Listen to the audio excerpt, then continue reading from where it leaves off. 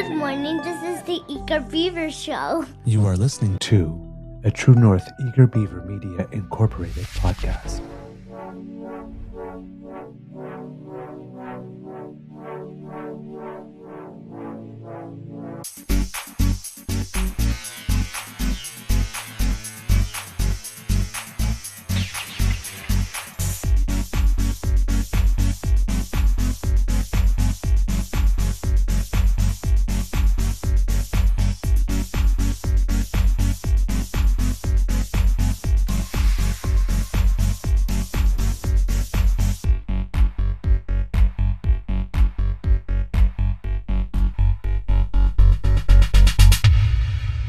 The True North Eager Beaver podcasts are proudly brought to you by our founding sponsors, the Miss V Mysteries from Corvid Moon Publishing, your source for science fiction, fantasy, and cozy mysteries featuring a broad diversity of characters. PsychicTarot.ca, book your tarot reading and unlock your spiritual journey. And the Pepper Master, hot pepper sauces made from farm-fresh ingredients to thrill your taste buds and expand your mind.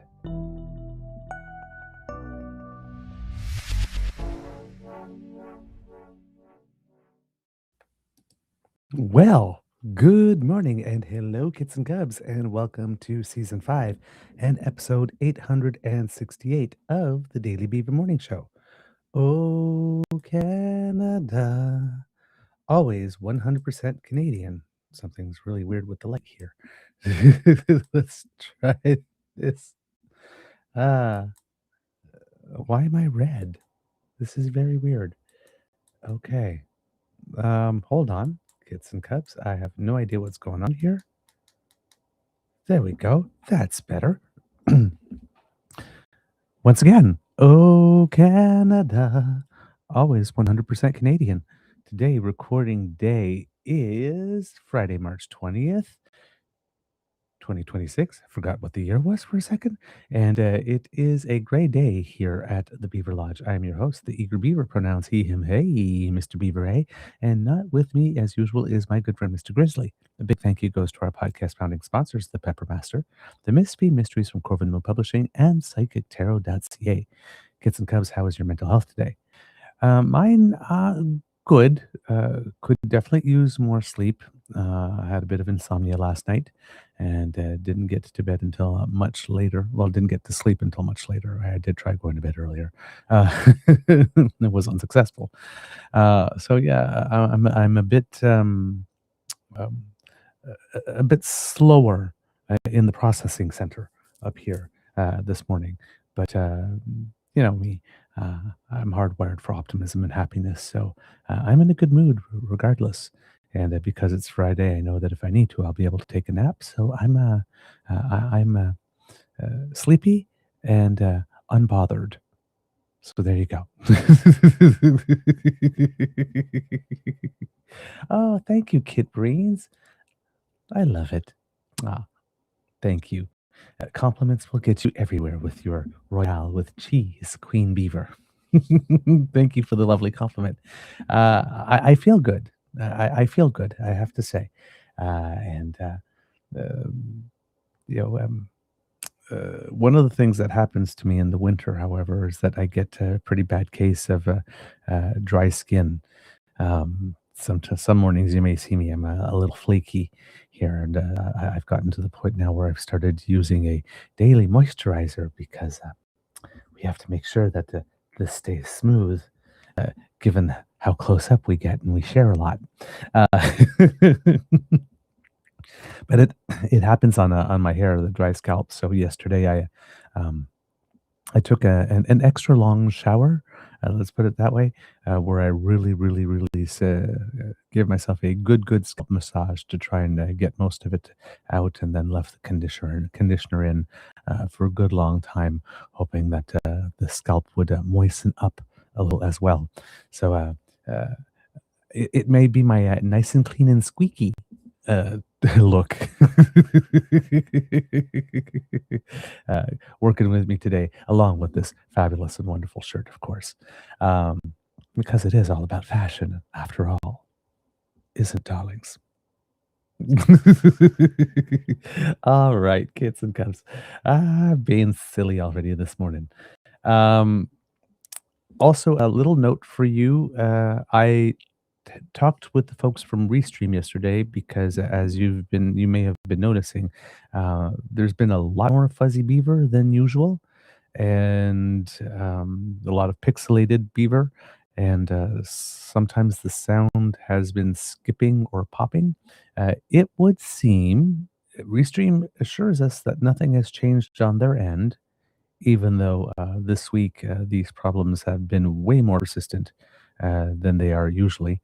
And it would appear that even though they didn't change anything, and neither have I, it would appear that our upload speed is not fast enough anymore, and that we would probably need to change internet packages in order to have a higher upload speed to prevent that from happening.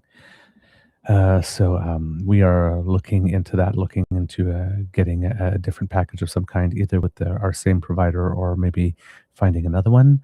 Cross our fingers. Maybe they would like to sponsor us in exchange for the web servicing and web services fees. That would be really, really nice. So we wrote to a couple places and proposed that to them to see if they would like to be we would be able to now say, the Daily Beaver Morning Show is powered by, and give the name of the service provider who would be giving us the power. We got the power. Mm, mm, mm. Sorry, that song. It's a classic.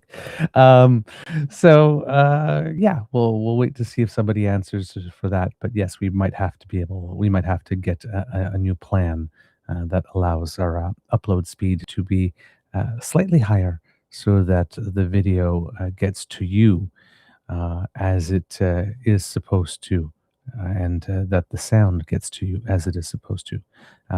Again, I think we've all noticed that this started happening a lot over the last 2 weeks and a lot more this week than usual, and nothing's changed at our end. And they assure us that nothing's changed at their end, but yet the quality of the stream has definitely and very visibly changed, and often enough and long enough for it to be extremely noticeable. Kit Uncovers had difficulty making some clips because there's not many of me look at coming through loud and clear, it would seem.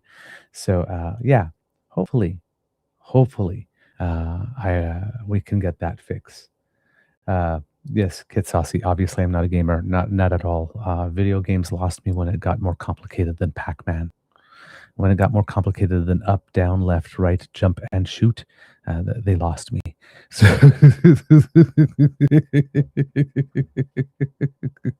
I'm, there are certain things in which where I have skills, and there are other places where I am extremely limited. And gaming is one of them. I just don't have whatever it is. I think they lost me back in the days of Nintendo when they had the little pads where you had to push everything with your thumbs, and I guess I get too intense when I play because I push too hard and my thumbs would always hurt, like, after like 2 or 3 minutes, and I couldn't go on. So I think I pressed those things for dear life when I pressed down. So yeah, I kind of never actually got on the wagon when they had games such as I remember Myst. That was very popular back in the day, and the Sim Cities, or the early ones, and Civilization. Those ones I got into because you did need the rapid manual dexterity. So I got into those for a while when I was younger. Yeah, the gaming thing just lost me. It's one of those things that just passed me right by. uh, uh, yes, indeed. I'm sure you would have me set up appropriately, and then I'd be joining you in these online gaming things, and then all you'd be hearing from me is like, "What the hell? No, that's not what I wanted to do. Why won't you just listen?" With a couple of f bombs and s bombs thrown in there, because I probably couldn't get uh, my the avatar I'm controlling to do what it is I want it to do. Uh, Oh yeah, Kit Linda. Thank you for reminding me about coconut oil. Yeah, I could definitely try that in future winters. But today, the first day of spring. So yeah, even though it doesn't look or feel like it here right now, we'll take it. So we're happy about that too, which also means that for me, that season comes to an end. It's always embarrassing because sometimes you're going to places, and you just notice it that your scalp is flaking and it looks like you've got like major dandruff, and you don't want anybody to think you don't shower because you do. But yeah, it just happens. It happens. I don't know why. I don't know if it's just a getting older thing because it didn't happen to me in Ottawa. So I don't know if the weather is just different here and that it happens to me or just different types of heating or something like that. But yeah, my skin gets dry in the winter for some reason, which is kind of weird because I tend to have oily skin, but it gets very dry. And Kit playing with 3D 2 nights in a row of full 8 hours sleep. Hey, hey, hey. Definitely celebrate that. That's worth celebrating. I got that 2 nights ago, and then I was immediately punished for it last night. I love sleep. It does not love me back. It's not a mutual relationship. All right, kids and cubs. Today we're going to look into various stories to begin with, having to do with economics, the economy, and things of the like. And if we have time, there's a couple of stories that I flagged that I'd like to catch up on. Little tiny stories and tidbits and stuff like that that could have gone unnoticed. But were interesting, at least to me, and I think they would be interesting to you as well. So hopefully we'll have enough time for all of that without having something that's ridiculously long, as has been the case of late. But there's just too much damn news. What can I do? Um, let's talk a little bit about economics, kids and cubs, because the government of Quebec recently released its budget. There have been a lot of budget releases, provincial ones, lately, and there may be some territorial ones too, if I remember correctly. And I'll have a little video clip that will give a little idea of what's going on. But unsurprisingly, um, all of the provinces and territories so far that have tabled a budget have tabled budgets that are in, in deficit position and that will add to their debts, whether whether provincial or territorial. I guess I was going to say whether federal, but we're talking about the provinces right now. Um, so we talked to you a little bit about the New Brunswick budget. We missed a few. There was one in Nova Scotia as well, I believe, that had some news from it that you brought to my attention that I will have for you here as well. But actually, you know what? Let's see if we can start with that, actually. I'll see if I can find that because you're the ones who brought it to my attention in the first place. Let's see if I know I made a note of it. Uh, I can't see it right now. Okay. Yeah, I think that would have been fun to start with that one because simply because it had come first, but and to go chronologically. But all right. I do not know where I put it. That's very weird. I just saw it this morning too. Um, but we'll talk about the Quebec one to start with, and the Nova Scotia one will probably come up at some point here. Um, in Quebec, this is from Holly Cabrera of CBC News. It says here, with the looming October election, Quebec Finance Minister Éric Girard has delivered a modest budget as the province aims to withstand ongoing trade disruptions and mounting geopolitical pressure. In line with Girard's promise, his eighth provincial budget with the Coalition Avenir Québec government offers no big-ticket items or bells and whistles typically associated with a pre-electoral budget. With the conservative spending, this year's projected deficit is lower than expected, standing at $9.9 billion or 1.5% of GDP, including payments to the Generations Fund. That's down from an expected $12.4 billion projected late last year.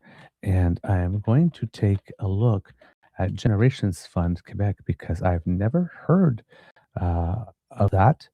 and I want to know a little bit about it.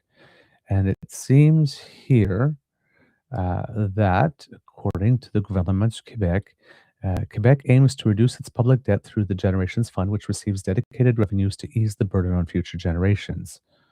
Um, okay. So it says various debt concepts can be used to measure a government's debt load. One of these is net debt. Net debt is calculated as the government's total liabilities minus its financial assets, including the Generations Fund. Other provinces also use this concept. Quebec has made notable progress in reducing its debt load in recent decades. The act to reduce the debt and establish the Generations Fund aims to reduce the debt burden, that is, debt as a proportion of the economy, and to ensure long-term financing of the government's main missions as well as a prosperous tomorrow for future generations. And it's been indicating here that as at March 31st, 2026, Quebec's net debt percentage of GDP is at 38.8%, and they have net debt reduction targets to get to 35.5% of GDP uh, by March 2033 and 32.5% of GDP by March 2038. Um, there are three types of revenue that go into the fund: water power royalties, which are paid by Hydro-Québec and private hydroelectricity producers. And there's an additional contribution from Hydro-Québec set at $650 million per year, taken from the dividend paid by Hydro-Québec to the government, and income generated by the investment of the sums making up the Generations Fund. The sums dedicated annually to the fund are deposited with the Caisse de dépôt et placement du Québec, and the returns generated help reduce the debt burden. Uh, in 2025-2026, $2.3 billion was dedicated to the Generations Fund, and the balance in the fund as of March 31st, 2026, stands at $16.6 billion. Oh, interesting. I did not know that existed until today. In line with Girard's, oops, sorry. Let me see here. So yes, with regard to the Generations Fund, um,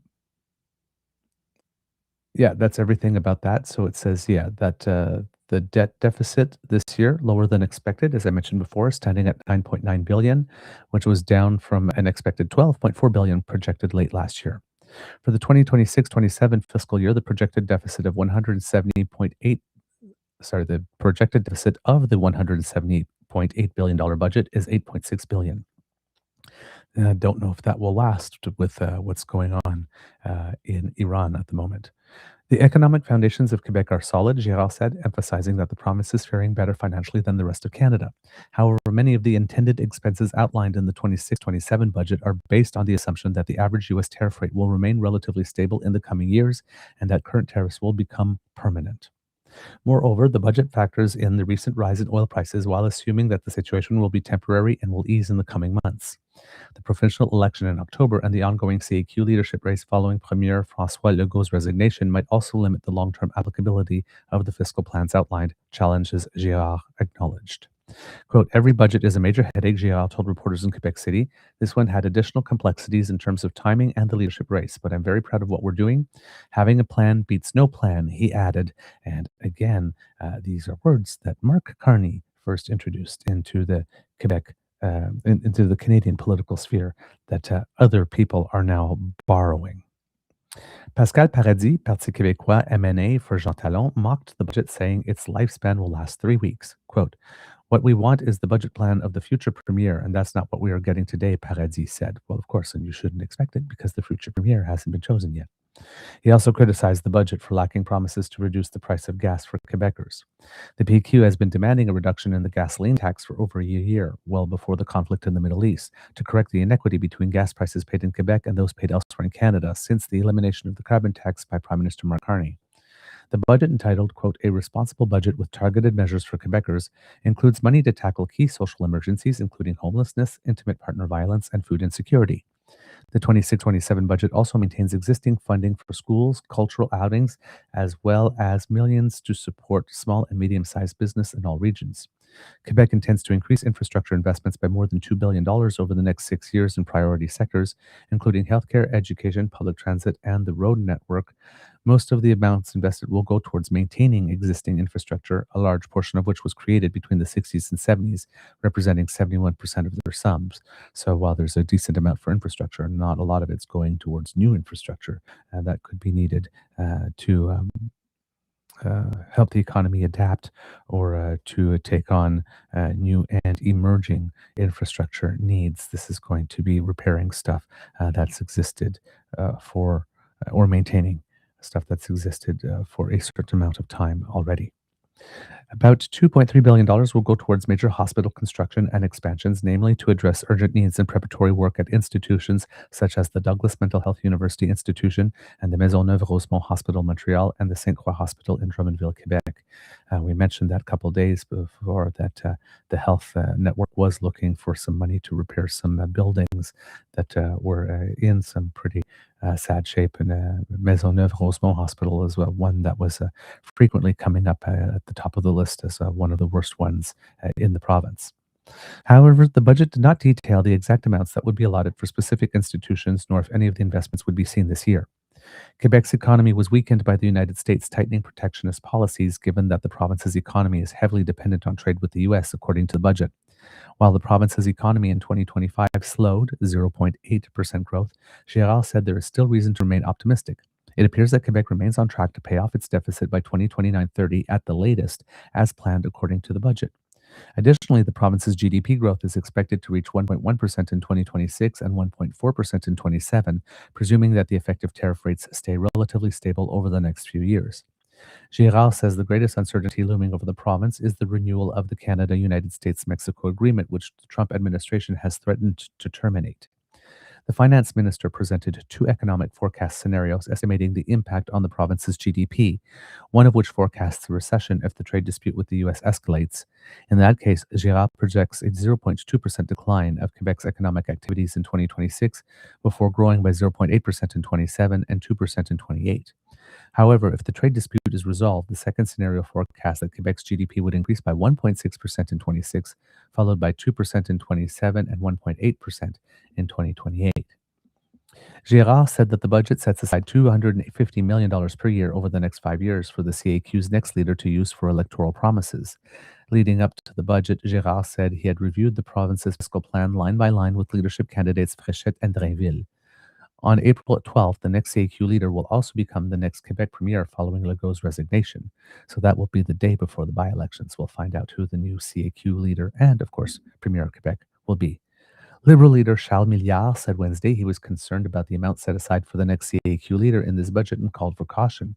He also warned that either candidate, quote, won't have any problems spending the money. Quote, the finances of Quebec are tight, Milliard said, noting that the successor to Legault should be using the funds to help disadvantaged populations, such as people experiencing homelessness. Quebec Solidaire co-spokesperson Ruba Gazal dismissed the budget, calling it, quote, irresponsible and an electoral brochure. Quote, this budget is based not on the priorities of the people, but on the priorities of the CAQ, Gazal said. And that's what we have for you on the Quebec budget. The other bit of news we have is with regard to the Saskatchewan budget. And according to CTV News, there is going to be some deficits recorded even for this year, despite the fact that I think a $12 million surplus had been projected. That did not happen. According to David Prishiak of CTV News, as global instability and trade woes lead to deficit budgets across Canada, Saskatchewan has proved it is no exception, reporting an $819 million deficit for 26-27.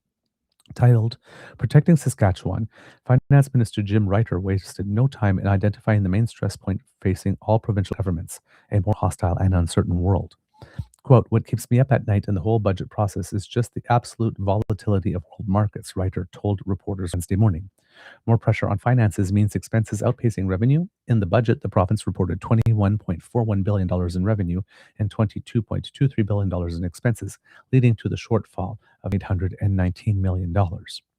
The delivery of a budget deficit was widely expected and even confirmed last month in comments made by Premier Scott Moe. Prior to budget day, the question was whether Saskatchewan's financial outlook would be as deep in the red as Alberta and BC, which recently tabled deficits of totaling $9.4 billion and $11.2 billion, respectively. I don't think we really had the other provinces in mind, Reiter said. It was about doing what's right for Saskatchewan, keeping the deficit as low as we could without increasing taxes to citizens, without cutting back services, and I think where we landed is a pretty reasonable spot. And then the article goes on to list what provincial deficit represented per capita in those three provinces. In British Columbia, $2,340, in Alberta, $1,864, and Saskatchewan, $641. The province's overall debt is certainly increasing this fiscal year. According to the budget, Saskatchewan's gross debt has increased from 38.3 billion last year to 43.5 billion, a 5.2 billion rise, marking the sharpest spike seen in recent years. Since 2021, increases to the gross debt have ranged from 2.2 billion to 3.5. And then they are talking about Saskatchewan's gross debt over the years. So 24 to 25 was 34.8 billion, and 2.2 billion was added to it in that year. At 25-26, it grew to 38.3 billion, with 3.5 being added. And for 26-27, as mentioned in the article, it will grow to 43.5 billion, with $5.2 billion added. Volatile global markets also mean rising prices. This can aid a province that depends heavily on exports like Saskatchewan, certainly a factor when it comes to oil. Within the budget, the province estimated its oil revenue at the benchmark of $59 per barrel. The current conflict in Iran has led to skyrocketing oil prices.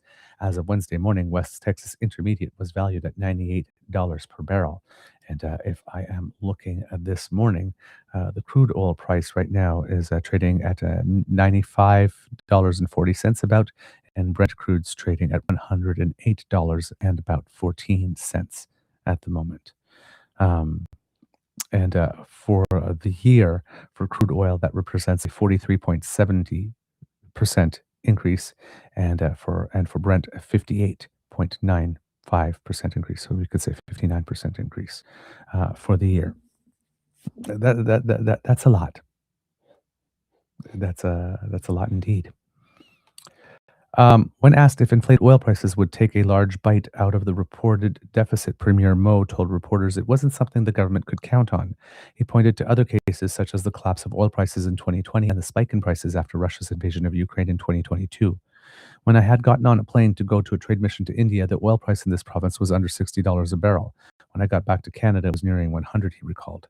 That's how quickly things can change. A notable detail in the budget was the province's vow to operate within its means in the form of managing the size of its workforce through attrition. Over the next 2 years, positions left vacant by retirements and voluntary departures will be reviewed. The process will allow the province to, quote, right-size its workforce by 3% without eliminating, quote, filled positions or compromising frontline services. Attrition is the key word, Ryder explained. We're not going to be handing up pink slips. This is if somebody retires. This is if somebody willingly leaves their position to go somewhere else. And then we're going to put just a more critical eye than maybe has been done in the past. Saskatchewan NDP leader Carla Beck was quick to characterize the budget as not doing enough on the issue of affordability. Quote, I think it's going to be painfully clear to the people of this province that there's absolutely nothing in this budget to help people who are already struggling with the cost of living, Beck claimed. In their remarks Wednesday morning, Ryder and Moe pointed towards the government's 4-year plan to cut income taxes and other related tax credits and supports. Quote, these tax cuts combined with indexation are providing about $200 million in tax savings this year, meaning a family of 4 pays no provincial income tax on the first $65,000 of income, Ryder explained. Quote, that's the highest tax-free threshold in all of Canada. So that's what we have for Saskatchewan.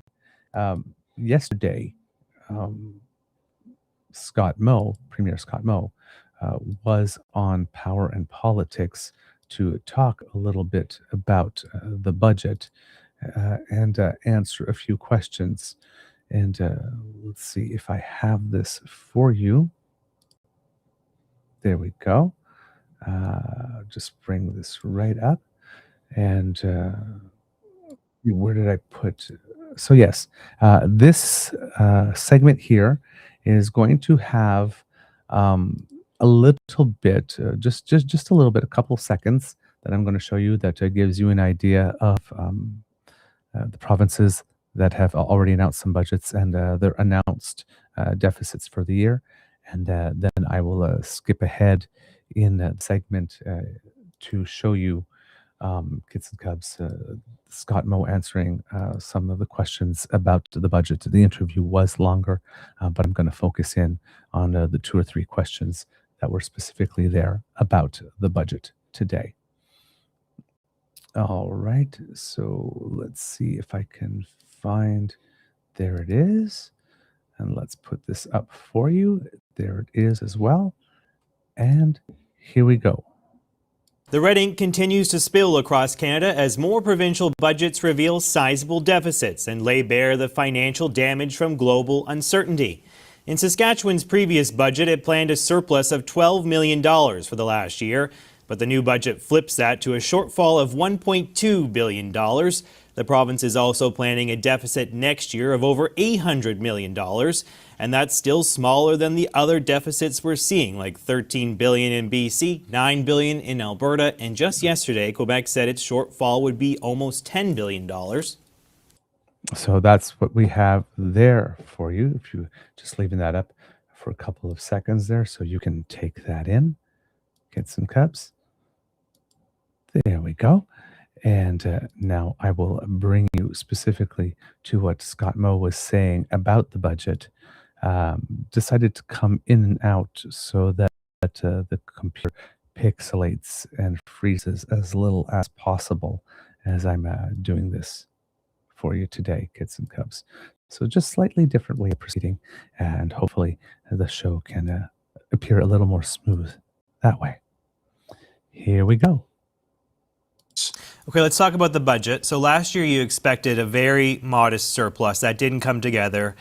Now you're projecting a budget deficit of about $800 million for this fiscal year, and there's no plan to return to a balanced budget this decade. What is going on with the finances?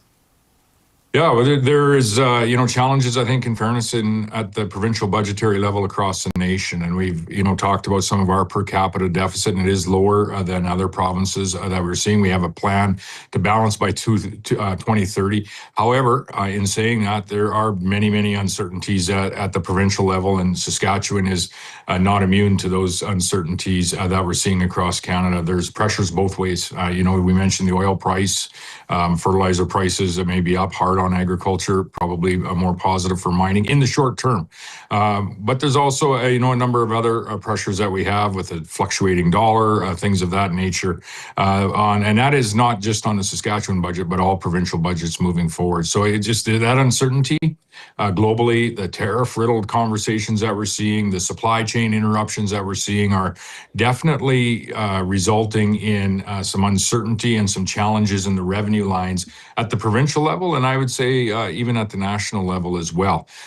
What we've chosen to do is run a modest deficit this year, more than we'd like to, but protect the services that Saskatchewan people are very much expect their provincial government to be investing in, and primary among those is healthcare. As you say, it's not just your province. The books are awash in red seemingly everywhere in the country. We had New Brunswick's finance minister on this week. He was telling me that he really thinks there's actually a crisis in provincial finances and that Ottawa might have to step in. Is that how you see it? Do you think the country is on a sustainable fiscal trajectory right now?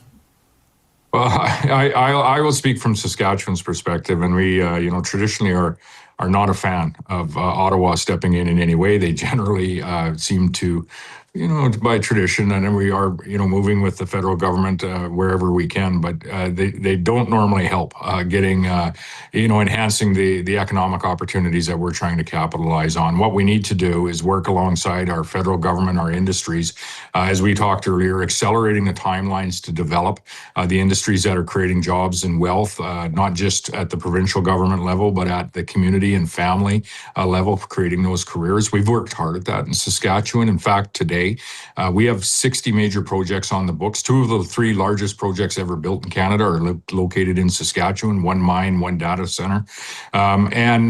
Those 60 projects represent over $62 billion of investment. That's unlike any time in our province's history, and currently is very much unlike, in particular on a per capita basis, any other province across the nation. And so we need to work harder and work more closely across provinces and with our federal government to be that place where the global industries want to invest and create those jobs and opportunity and economic opportunity for provinces and people, Canadians, moving forward. As you mentioned, there's not really deep cuts in this budget, but you're still facing some heat from the opposition, as you'd expect. The NDP leader there, Carla Beck, says that there's nothing in here for folks who are grappling with the cost of living crunch. There are some hikes to some fees, power rates, insurance deductibles. What do you say to working people who are struggling to get by and who look at your budget and say, not a lot in here for me right now? It was actually incorrect. But notwithstanding the fact that we families in Saskatchewan are facing inflationary pressures like all Canadians are across the nation, and in many cases global citizens as well. But we had an election a year and a half ago. That election was largely ran on affordability in our province, and we pride ourselves as being one of the most affordable places in Canada to live. The entire platform that we had put forward was based on affordability measures, adding in about $500 million annually of affordability measures, making Saskatchewan, for instance, the jurisdiction where we have the highest threshold before anyone pays provincial income tax. In fact, about 10 to 15% of our population as a whole doesn't pay any provincial income tax at all. And so we've worked hard to ensure that Saskatchewan will remain affordable for families that live here and may want to move here into the future. But that being said, we as Canadians in this province are feeling the inflationary challenges that, whether it be at the gas pump or at the grocery store, that we're feeling across this country and in many cases, like I say, around the world. So I was with you. So there you go, kids and cubs. Premier Scott addressing questions about the budget and how it stands, whether or not there are enough measures to address affordability issues for the good people of Saskatchewan in it. Scott Moe seems to think that that is so, and that there have been other measures that have been delivered prior to this since his election, and the overall general culture in Saskatchewan, which has it that people don't pay income tax until they reach about, I think it is, what is it, $65,000, I believe it was, that it says here, on the first $65,000 of income. So, yes, in I've seen certain studies as well that when it comes to the cost of residences and houses and stuff like that, Saskatchewan is one of the most affordable places to live. So, there we go. That's just their take on it.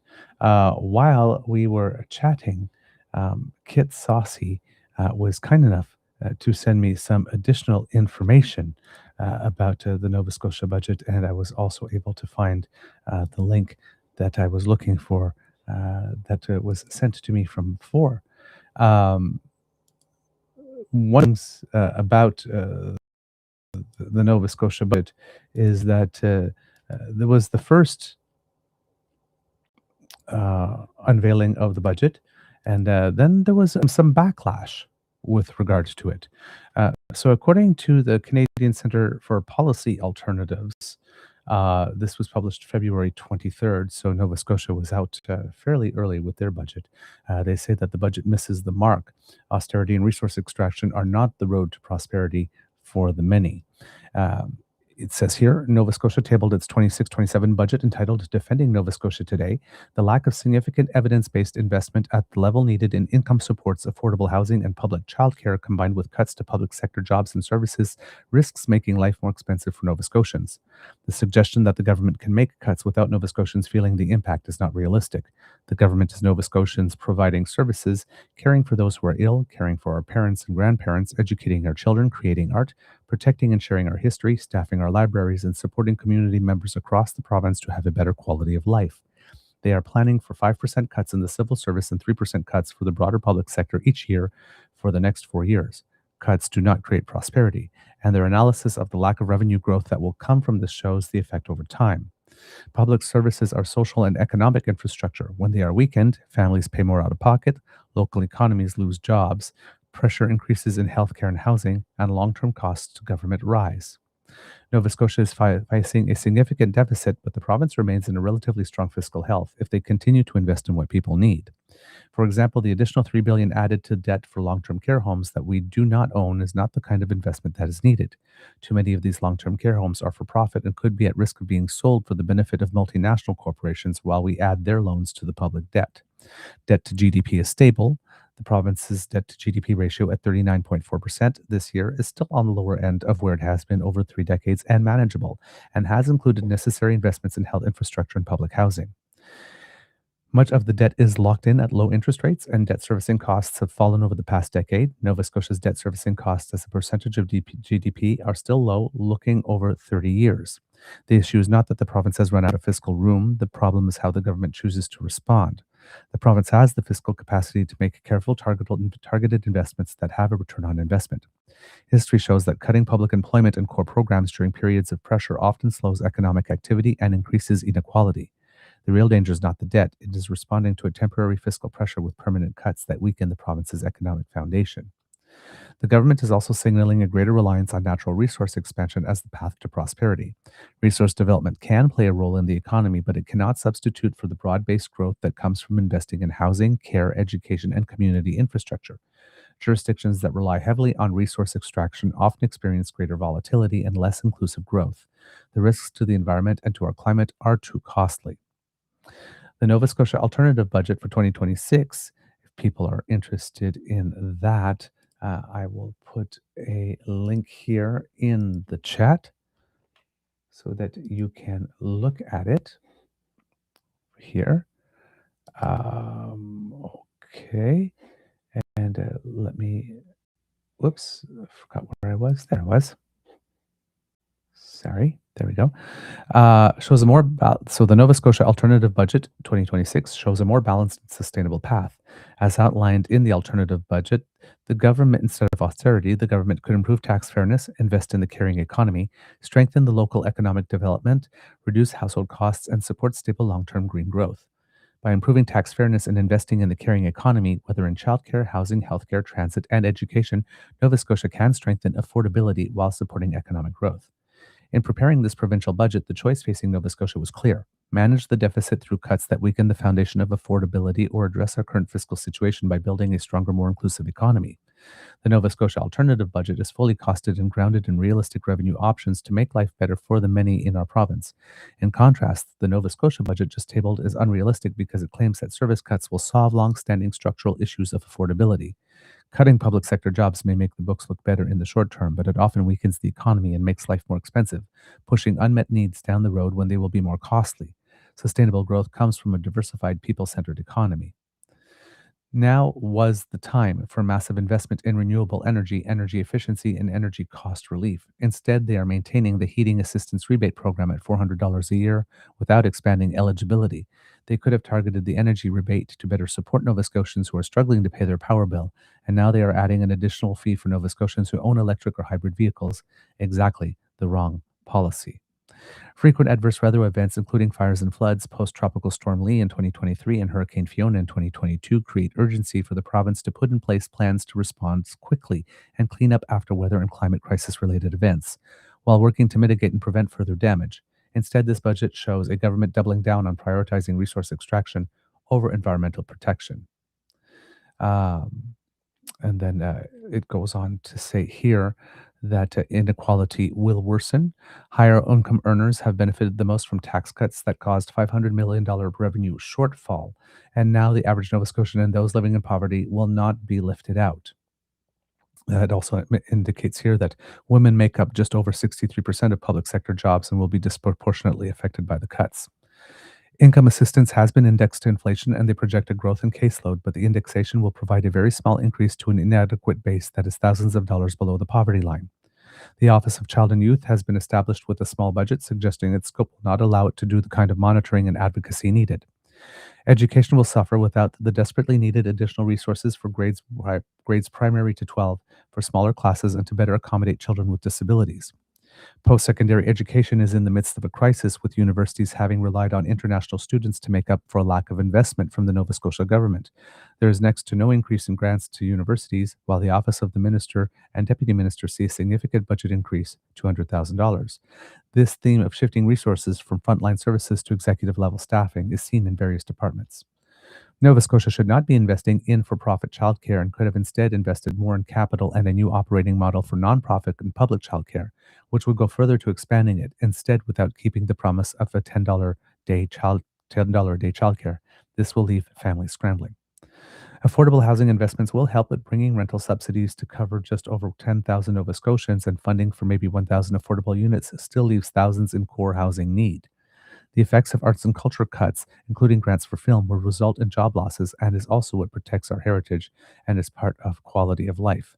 The goal should be to make the economy work better for people who live here, not to chase the next big company to extract resources for shareholders, creating a few sustainable jobs, high cleanup costs, and limited local benefits.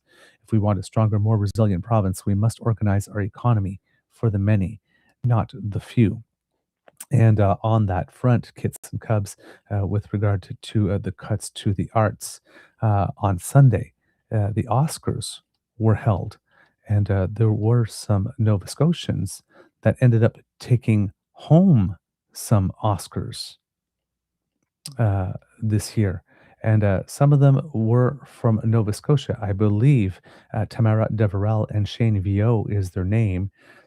They won. Oh, of course, I just get to it and the screen shifts.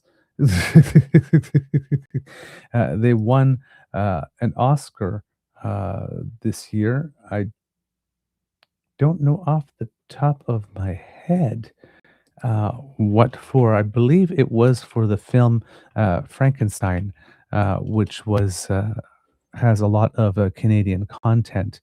And yes, he won the Academy Award for Best Production Design for the set for the movie Frankenstein. And it actually is his second Oscar because he won for the film The Shape of Water in 2017 as well. So that was pretty cool. Also was nominated twice before as well for the film Nightmare Alley and for Dune Part 2 in terms of set decoration. And Tamara Deverell also was an art director, and with it, and she received the Academy Award as well on for Frankenstein with Shane Vio. So both of them having won, bringing attention to those cuts and indicating, are you sure you want to make those cuts? Because as you can see, we got some pretty good stuff in Nova Scotia when it comes to the culture and to the arts. And maybe you don't want to be doing that. According to the Chronicle Herald, George Meyer, there was definitely some fallout here. It says that the provincial budget hit nearly 300 community programs and organizations hard. In total, 287 budget grants were reduced or cut to save $130 million for the 26-27 fiscal year, which includes 127 grants that were completely eliminated. The deficit ballooned to $1.25 billion in 25-26. So the government also made large-scale cuts to the civil service, 5% annually for the next 4 years, and to the broader public sector, 3% annually, as I mentioned previously. NDP leader Claudia Schender said the Tim Houston government isn't working for the people of Nova Scotia. Quote, this budget cuts $130 million in operating grants, said Schender during question period at the legislature. Deep cuts to people and places across our province, libraries, museums, theaters, galleries, our film industry, our tourism infrastructure. This government isn't defending Nova Scotia, they're gutting it. This is only the first round of planned cuts. So what is the government going to ask Nova Scotians to do without next? Houston defended the government's tightening of the budget belt. Quote, right now in this province, the austerity budget that the member's talking about has $1.2 billion deficit. Spending is still up year over year, said Houston. What would the member have us cut? The school lunch program that's delivered 9 million lunches? Would the member have us cut investments in affordable and public housing, first time in a generation? What about medical school in Cape Breton? Would the member want that cut? I'm going to guess that given that the member he's talking about is from the NDP, the first place that they would look at cutting would not be medical schools that could bring more doctors. And would not be school lunch programs, and would not be investments in affordable and public housing. I think that they would look elsewhere. Interim Liberal leader Ian Rankin said Nova Scotians are anxious and will feel the cuts. Quote, volunteers who run food security programs that just learned their funding is gone. Organizations supporting Mi'kmaq and African Nova Scotians who don't know how they're going to keep their doors open. 287 programs have been cut by this government. How can the Premier honestly say to Nova Scotians that they will not be feeling these cuts, particularly since all these organizations have a little bit of employment in their localities and perhaps run events or smaller museums or things like that, which are boons to the local tourist industries. Major eliminations included the Municipal Affairs Department, Growth and Renewal for Infrastructure Development, $15 million, Environment and Climate Change Nova Scotia Climate Change Fund, $4.886 million, Growth and Development, Rental Rehabilitation, $4.6 million, Advanced Education Graduate Scholarships Programs and Accountability, $3.7 million, Opportunities in Social Development, One-Time Initiatives, $1.8 million. Municipal Affairs Provincial Capital Assistance, $1.7 million. Education and Early Childhood Development Scholarship and Awards, $1.46 million. Education and Early Childhood Development Early Years Professional Learning and Support Sites, $1 million. And Advanced Education Targeted Funding, $1 million. Multiple university programs at Dalhousie, St. Mary's Acadia, St. Francis Xavier, Cape Breton University, and Mount St. Vincent had funding cut. PhD Transition and Accessibility Initiatives. Other programs that had funding dropped include under Research and Innovation, the Brain Repair Center, $250,000, and several under the Communities, Culture, Tourism, Heritage Department, including Beaton Institute Art Gallery at Cape Breton University, a $700,000 cut. Operation Transfers at NSCAD University, $360,000 cut. Community Engagement Grants, $386,000 cut. Community Recognition and Inspiring Communities, $407,000 cut. The Mi'kmaq Native Friendship Center, $30,000 cut. The Treaty Day Awards Ceremony and Mi'kmaq History Month, $27,000 cut. And Hope Bloom's Youth Social Enterprise, a $20,000 cut. Nimbus Publishing General Manager Terry Bolger said the loss of a $700,000 grant for the Creative Economy Publishers Assistance Program is devastating. Quote, books are an important pillar of our culture, she said. This budget decision by Premier Tim Houston's government will mean that fewer Nova Scotian creators will get their books published. Not only that, Nova Scotian publishers will be forced to lay off staff and spend less on local freelancers. Nova Scotia publishers release more than 100 new books, mostly by local authors, every year. St. Mary's University suffered a major hit with a one-time reduction of $11 million from its $39,431,000 operating fund. Other grants that received reductions were under the Labor Skills and Immigration Department, Nova Scotia Apprenticeship Agency Program grants, $7 million cut. Opportunities in Social Development, Youth Day Program Pilot, a $3.5 million cut. Youth Programming, a $3.5 million cut. Day Programs, a nearly $3 million cut. Growth and Development Secondary Suite Program, $2.8 million cut. Seniors and Long-Term Caregivers Benefit, $2.5 million cut. Locally Managed Museums, $1.6 million cut, and the Nova Scotia Health Authority e-Mental Health Service received a $1.36 million cut. Houston said the deficit meant difficult decisions had to be made. Quote, this budget has an impact on people. There's no way around that, he said. They're not personal decisions, but they definitely have personal ramifications. We feel that. I feel that as Premier. I didn't run for office to cut things and take things away, but I also know that leadership requires discipline at certain points in time. So there you go, kits and cubs. That was a sort of an overview there. And then there started to be some backlash, and which led to the Premier reversing course on certain of his cuts. According to City News, Halifax, Lindsay Armstrong and the Canadian Press says that Nova Scotia Premier Tim Houston apologized Tuesday as he reversed a portion of the $130 million in cuts to government grants included in February's budget, saying he could not live with the plan to slash funding for vulnerable Nova Scotians. Following public outcry over the cuts, Houston says his government will restore about $54 million to programs for people with disabilities and seniors and for African Nova Scotian and Indigenous students. Since the Progressive Conservative government tabled its cost-cutting budget last month, the legislature has been the scene of boisterous protests with another rally on Tuesday. Houston and his ministers have also been booed and heckled at public events. This article, by the way, is from March 10th. The Premier has said the unpopular cuts were needed to deal with the budget's projected $1.2 billion deficit. Quote, the process in some areas probably got more clinical when it should have been more human, Houston said, and I would say that really started to weigh on me, certainly over the last week as I was hearing from people. Vicky Levac, a disability rights advocate living in Halifax, says Houston's reversal is proof that public pressure and protest work.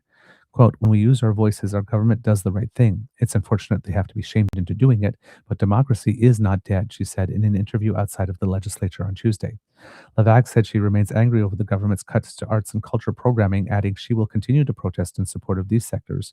Quote, the arts are also disability support. Those grants allow people with disabilities and other minorities to tell their stories where commercial art spaces don't allow us those opportunities, she said. Houston said his government will restore 20.4 million in grants to help support seniors and people with disabilities and help African, Nova Scotians, and Indigenous people access educational opportunities. And another 10 million will go back to organizations that support those groups. As well, the government is also reestablishing $22.2 million in funding for community programs that support seniors, disability groups. This is very weird. I think there was a lack of an edit here because it's saying the same thing but with a different number, 22.2 million rather than 21.4. Weird. Quote, the deficit got bigger today with this announcement, but it's a risk that we are taking in order to protect some of our most vulnerable, Houston said. The premier said he's been listening to the backlash over the past 2 weeks and said he has had the chance to make adjustments now while the legislature reviews the budget. One kind of rule that I always have is I can put my hand on my heart and ask, we did the right thing there? And I think when I put my hand on my heart and said, well, what would the impact be on people living with disabilities?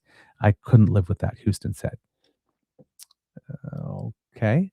Listen, it's good to know that pressure does work, and better late than never. But why not do the hand on the heart test and wonder if you can take that away from people with disabilities before you announce the cut? Then again, in the current economic context, I don't envy anyone who has to prepare a budget.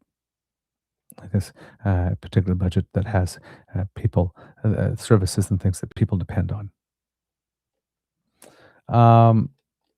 According to Halifax Examiner's Jennifer Henderson, says here that proposed budget cuts for organizations that provide day programs for seniors and disabled adults have seen their funding restored by Premier Tim Houston's government.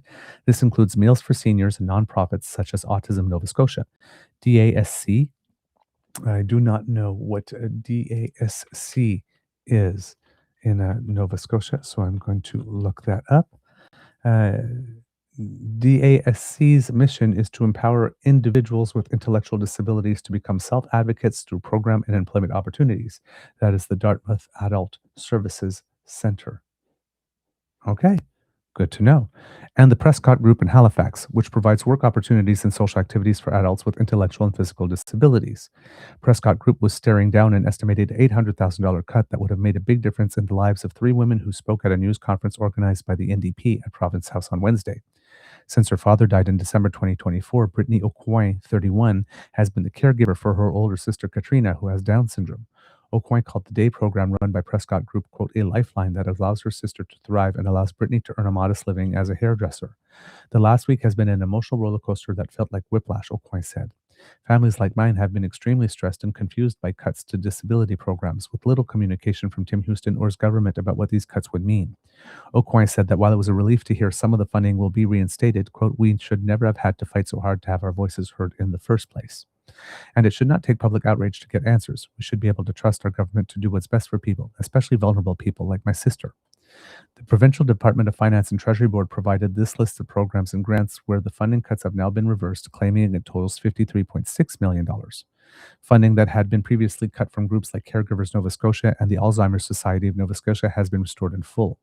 Quote, people understand that governing sometimes involves tough choices, but it's unfair for this government to rack up a historic deficit with $6.7 billion in out-of-budget spending and then tell vulnerable Nova Scotians that they somehow have to pay for it, NDP and official opposition leader Claudia Chinder said. Quote, the PC government has signaled in this budget that anyone can find themselves on the chopping block. This is not how a responsible government makes decisions. The decision to walk back $53.6 million worth of budget cuts seems to have been made at a Treasury Board meeting just 1 hour and 15 minutes before the Premier announced the pivot on Tuesday morning. Late the night before, Finance Minister John Lohr was unable to tell opposition MLAs whether any changes to the budget might be forthcoming. Reporters learned Wednesday that cuts to $1.5 million worth of scholarships to African Nova Scotian students and grants worth $150,000 to African Nova Scotian groups have been reversed. Funding for Indigenous scholarships has been restored, but at the time of this writing, it's not clear if cuts to a handful of other Mi'kmaq initiatives have been reversed. New Affairs Liette Martin did not respond to a question in question period, but said the total amount of provincial funding for Indigenous people has grown from 10 million to 30 million over the past 5 years. Quote, there's a whole bunch of grants we still don't know about, interim Liberal leader Ian Rankin reminded reporters following Wednesday's question period. We asked specifically about New Affairs, and we still don't have an answer. We just get talking points from the minister. You just had talking points from the premier about New Affairs and Indigenous programming. Both opposition leaders suggested that the premier's decision to reverse some of the budget cuts was less about a change of heart and more about a political calculation. Quote, he's trying to do damage control right now, and he's picking groups that he thinks turn out in large numbers to vote, like seniors, Rankin said. And I would say he's not as concerned with some of the other impacts to other segments of our society. The premier defended budget decisions that saw cuts to arts and culture organizations by roughly 30%, saying the government will do more when it can do more. Houston also defended spending $6.7 billion above and beyond what had been approved in provincial budgets in the last 5 years, saying $4 billion was invested in healthcare and $500 million in housing. Other decisions which the government is not walking back includes its $1.4 million cut to the poverty reduction tax credit and paying for bus passes for students in the Halifax Regional Municipality. Ooh, that could have major economic reverberations because when you give students bus passes, they often use them afterwards for other activities where they do and go and spend money. And create some economic activity there. That could be a particularly short-sighted decision. Family resource centers like Maggie's Place in Truro that assist low-income families with young children will also lose a percentage of their funding. However, the list of restored funding tabled by the Finance Department Wednesday does include $6.68 million in previous staffing cuts to long-term care homes and home care. It also reinstates more than $1 million chopped from community public transit programs serving areas outside Sydney and Halifax Regional Municipality. This is a budget with many moving parts, and they continue to move. About $250 million in cuts this year will come mostly from a reduction in the number of government employees and other government programs. Over the next 3 years, the government is looking for savings worth approximately $900 million to wipe out the deficit, with annual 5% job cuts to the civil service and an annual 3% staff cuts in government agencies, such as regional education centers and long-term care. Both Liberal and NDP leaders have suggested the budget be withdrawn and a new one introduced. I'm not sure how you manage to do annual 3% staff cuts in long-term care when you have an aging population that's increasing rather rapidly. But yeah, some reversals in the Nova Scotia budget here. It's good to see that, like I said, that protest does work. Another quote from Tim Houston here. Nova Scotians have spoken clearly. Many people told us that they were worried about certain parts of the budget. On some of the decisions, we got it wrong, and for that, I am sorry. Taking a page out of Doug Ford's book here. Every now and then having enough political survival instincts to reverse themselves and eat a little crow. All right. Okay. I think that's all I have for you on that. Just scanning another article here and seeing whether or not there's some new stuff here. Claudia Chender, leader of the NDP, moved an amendment that would have defeated the budget bill. That bill is still on the table, but will not pass because the government has a majority in the House. Says here, what we see is total mismanagement. This government does not have its house in order. We do not trust them to be putting forward a budget in the best interest of Nova Scotians. And interim Liberal leader Ian Rankin said reversing some cuts is, quote, better late than never, but it should never have come to this. So yes, some admonishment here, probably well-deserved, considering the circumstances. Cuts often usually come to groups that the people making the cuts feel that the fewest people will stand up and defend or get upset about. Often they are not made most strategically in the sense of what do we actually need to spend less on, but what can we get away spending less on because there's not enough people that will come and defend those who we are hurting. Sadly, but it is realpolitik. Okay, kits and cubs. So those were that was the news about budgets. So we were able to tackle a third province too. Thank you, Kit Saucy, for making those articles available in the chat, and I'm glad that I was able to see them come up as you were posting them.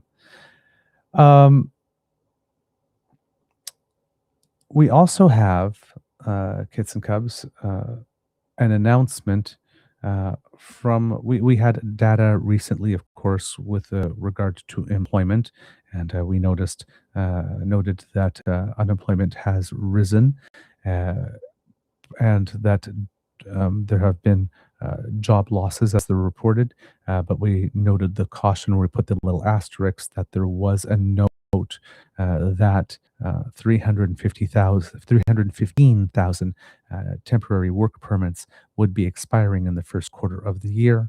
And if you divide that by 3 months, it's about 100,000 per month.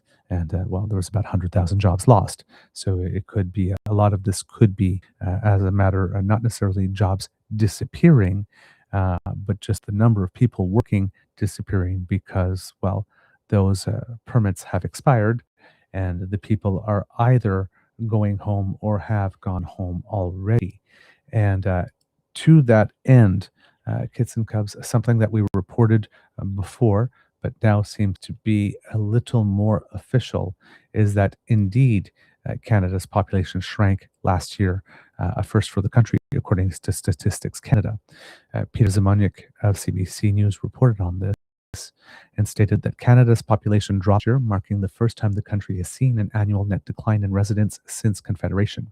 According to the latest quarterly estimate from Statistics Canada, the population of citizens, landed immigrants, and non-permanent residents in Canada stood at 41,472,081 on January 1st, 2026, a decrease of 0.2% of just over 102,000 people from January 1st, 2025.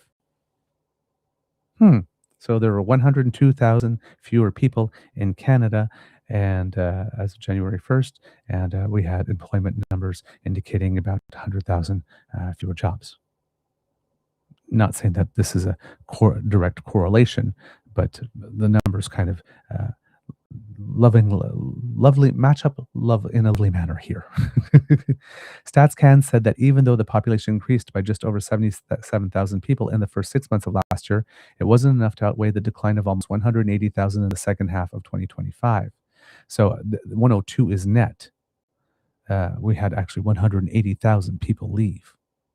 But 77, population increased. So that could be newborns, of course, who are not in the workforce. And it could be people newly arrived to Canada as well, who might not have joined the workforce as of yet as well.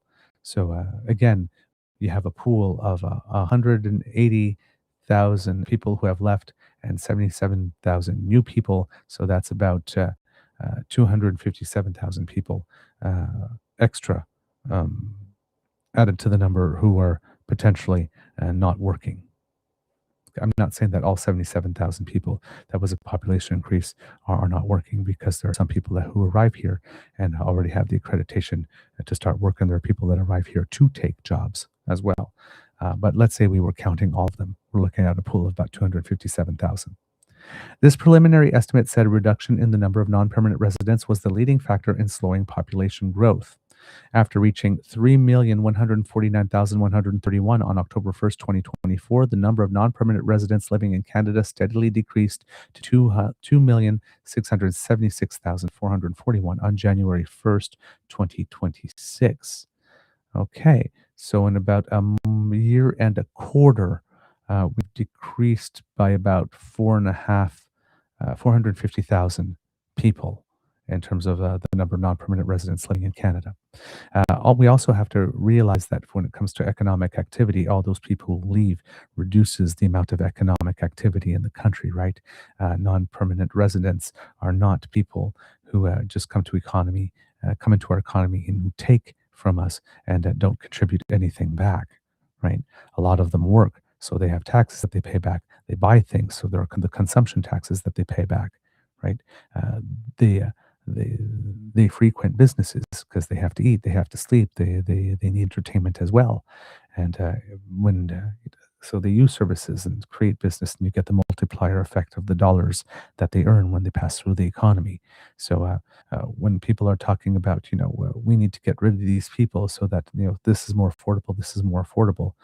Yes, okay, you might reduce the demand on housing, but you also reduce the number of people in the neighborhood who shop at the local corner store, and maybe they need one full-time employee less now, right? And if that translates through business after business after business, it does have an economic impact that is not only positive. Non-permanent residents included people holding work or study permits, as well as asylum claimants and any family members living with them. A spokesperson for the agency told CBC News that it has tracked Canada's population growth since 1867. Prior to 1946, population growth was tracked starting on June 1st, and since then it started tracking on January 1st. In all that time, the agency says there's never been a one-year period that has shown a population decrease before 2025. StatsCan said this preliminary estimate should be interpreted with caution because work and study permit extensions could lead to larger than usual updates in the coming months. Quote, as a result, the population decrease noted today could be smaller or greater or even turn into an increase when the estimates are updated in a few months. After more complete and accurate administrative data become available, the agency said. And I would like to point out here that these cuts in residents, this decrease in residents was prompted by policy action that was taken by Prime Minister Justin Trudeau. So while Pierre Poilievre was complaining and blaming everything on immigrants, we had started taking the steps. And let's say by some alternative reality, Justin Trudeau was still Prime Minister and had managed to go into the election, and everything that happened with Trump did manage to make it such that Poilievre still lost the election because Trudeau was the better campaigner. Today, he could be standing in front of a podium, spiking a football and going, "See, I told ya, I had it under control." The government under former Prime Minister Justin Trudeau began cutting back on both permanent and temporary immigration after it rapidly increased during the post-pandemic labor shortage. Prior to Prime Minister Mark Carney taking office, the Liberals had already taken steps to shrink temporary residents' share of Canada's population. In the fall budget, the Carney government said Canada would admit only 385,000 temporary residents in 2026, about 43% less than the 2025 target, and 370,000 in 2027 and 2028. The budget also said that the federal government would limit the number of new permanent residents to 380,000 annually between 26 and 28. StatsCan said the reduction in the number of permanent immigrants in the last quarter of 2025, which dropped from more than 103,000 to just over 83,000, is in line with new targets established by the Liberal government. So there, we have that news for you. And as it relates to where we are going next with budgetary news is the Bank of Canada, which had an interest rate announcement. So we got that employment numbers, and then we got the inflation numbers that came in at fairly well, 1.8% top line number, with all the various core metrics that the bank likes to look at, CPI trim and CPI. The other ones, I don't remember them off the top of my head, but that strip out the more volatile elements. And those ones had been decreasing as well. So financially, we had been looking at a situation where inflation really was coming under control, with top line number being under the 2% target. All the mid numbers that the Bank of Canada likes to look at without volatility getting closer to the 2% number as time went by, and getting within that range. So these were good signs. These were signs that inflation was indeed coming back totally into control. Food inflation being the main thing that's sticking out, mainly because we don't produce enough of our own food here. We import a lot of it, and particularly in the winter months where we import more than we do in the summer months. So there's always a cyclical thing to food inflation in Canada, where it gets a little higher in the winter months and then decreases over the nicer months as we produce more. But I'm very much looking forward to the government making some announcements on food sovereignty, because we're talking a lot about sovereignty and making those investments. And I would like to see a whole lot more investments in greenhouses and vertical farming and things of the like, so that we are a little bit more self-sufficient when it comes to food, and are able to inoculate ourselves a little bit more from these price shocks, particularly from all the things that we import. So here, I'm going to bring you the Governor of the Bank of Canada delivering some remarks before making the announcement. Of course, those of you who have been following this already know that the Bank of Canada, and of course by the show title, the Bank of Canada decided to hold steady at 2.25%. But some of the parts of this, what the governor has to say is important, because he's listing in this answer. It's fairly long, and I might stop it somewhere in the way, because there's a lot of data that's going to come at us fast. But gives an overall picture of the situation of the economy, various sectors, various metrics, and there are, in the Q&A session that came after, there were some pretty decent questions that will give us more context and give us some more idea about forward guidance that we might want to keep in mind as we're making decisions, particularly those of us who will be renewing mortgages this year, because there's a huge cohort of people who will be doing it this year. And on that front, Kits and Cubs, we are working on having two guests on the show, one who's from the world of real estate and one who's in the world of mortgage brokerage, and to give us a little information on what we should be looking for over the course of this year when it comes to housing, and particularly interest rates for mortgages. So trying to bring you a little bit of news you can use here on the show as well. All right. So this is Tiff Macklem, the Governor of the Bank of Canada, giving us some information about the economic context that we are currently in. Now, as you know, things are about to change with what's going on in Iran. So a lot of this is giving a picture of where we are going into this, which matters a lot when it comes to questions on how it is we're going to be able to handle this. The Canadian economy continues to face heightened uncertainty related to U.S. trade policy and geopolitical risks. Now the war in Iran has added a new layer of uncertainty. Its impact on the global and Canadian economies will depend on how long the conflict lasts and the extent to which it spreads across the Middle East. Inflation in Canada has been close to the 2% target for more than a year now. But as we've seen, the war in Iran is causing oil prices to move sharply higher, and this will push inflation up in the near term. Canada's economy is dealing with a lot, and we now face more volatility.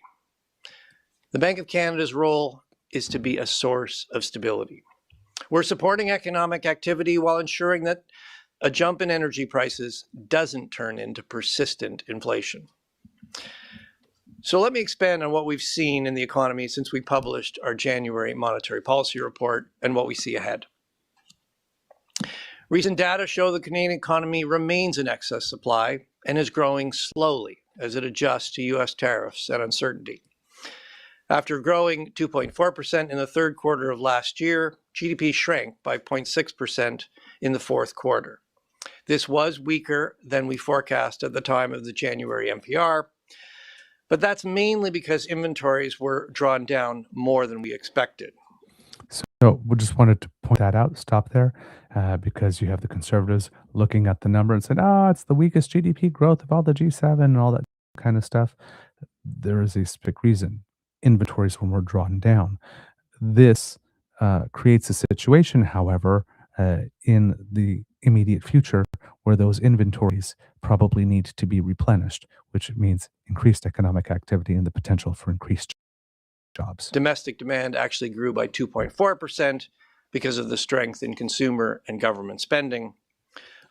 So there again, the Governor of the Bank Canada, indicating that even though the economy contracted by in terms of consumer spending, that number was very supportive. So probably, if you remove that inventory depletion number and get back to more normal economic production levels, uh, there's good reason to foresee all things remaining equal, which they're not, given we have the Iran thing going on, that you could see a bounce back from those numbers in the following quarter. Though housing was weak. Sorry, I will go back there on that one because I cut off the beginning of the sentence. And government spending, although housing was weak. Data received for early 2026 suggests the economy is expanding again, but at a slower pace than we had forecast in January. The labor market remains soft. The job gains we saw late last year were largely reversed in the first 2 months of 2026, and the unemployment rate rose to 6.7% in February. Recent trade data have been volatile, but they suggest growing weakness in exports. Inflation eased further to 1.8% in February, down from 2.3% in January. CPI inflation, excluding taxes, and measures of core inflation have also come down and are all now close to 2%. Food inflation, however, remains a problem. Food inflation slowed in February, but is still elevated. The recent sharp increase in global energy prices is causing higher prices at the pump, as we've all seen, and this will push inflation up in coming months. It's still too early to assess the impact of the war on growth in Canada. If higher oil prices are maintained, this will boost incomes from our energy exports. At the same time, higher oil prices squeeze consumers, leaving them with less income for everything else. Beyond the jump in energy prices, the war in Iran will affect households and businesses in other ways. Financial conditions have already tightened. Global bond yields are higher, stock markets are lower, and credit spreads are wider.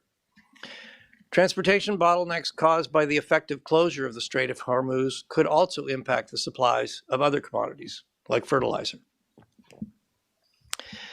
In its monetary policy deliberations, Governing Council is considering both the most likely path for the economy and inflation and the risks to the outlook. Uncertainty is acute. Trade and geopolitical uncertainties remain, and the conflict in the Middle East has broadened the range of possible outcomes. Relative to our January forecasts, risks to economic growth are tilted to the downside. Near-term growth looks weaker than expected, and the review of the Canada-United States-Mexico agreement is still a big unknown. At the same time, risks to inflation are tilted to the upside because of the sharp increase in energy prices. Economic weakness combined with rising inflation is a dilemma for central banks. Increasing interest rates to slow inflation could further weaken the economy. Easing interest rates to support growth risks pushing inflation well above target. Canada's outlook is further complicated by structural change, shifting trade relationships, the adoption of AI, and changes in demographics. With inflation close to target and the economy in excess supply, the risk that higher energy prices quickly spread to the prices of other goods and services looks contained. But the longer the conflict lasts and the wider it gets, the bigger the risks. Governing Council will look through the war's immediate impact on inflation. But if energy prices stay high, we will not let their effects broaden and become persistent inflation. So there you go, kits and cubs. The governor of the Bank of Canada, giving us a lot of information here, and specifically noting here that the bank has an interesting decision to make with regard to interest rates, because if they cut them in order to stimulate the economy, if they feel it's needed, that could put some upward pressure on inflation.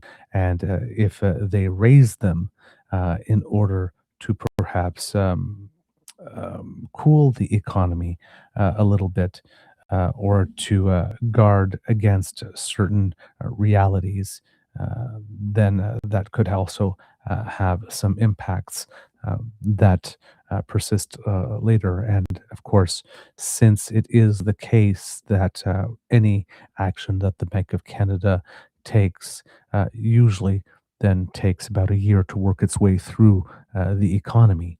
Um, you know, when you're making decisions like this, you want to be careful that you're making the right ones because you do not want to give the economy certain signals to behave in certain ways um, if you don't need to.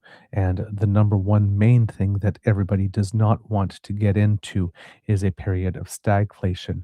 So it's almost better in some ways to have uh, somewhat of a recession and get through it and bounce back than it is just sort of being in that period of the stagflation where you have, I believe it is the combination of uh,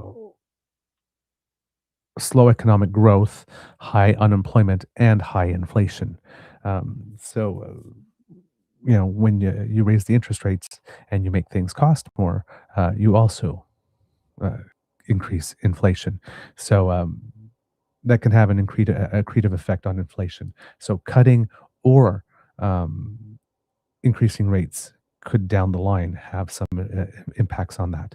But you do not want to create a situation where inflation is remaining high while you have low or almost no economic growth and higher unemployment.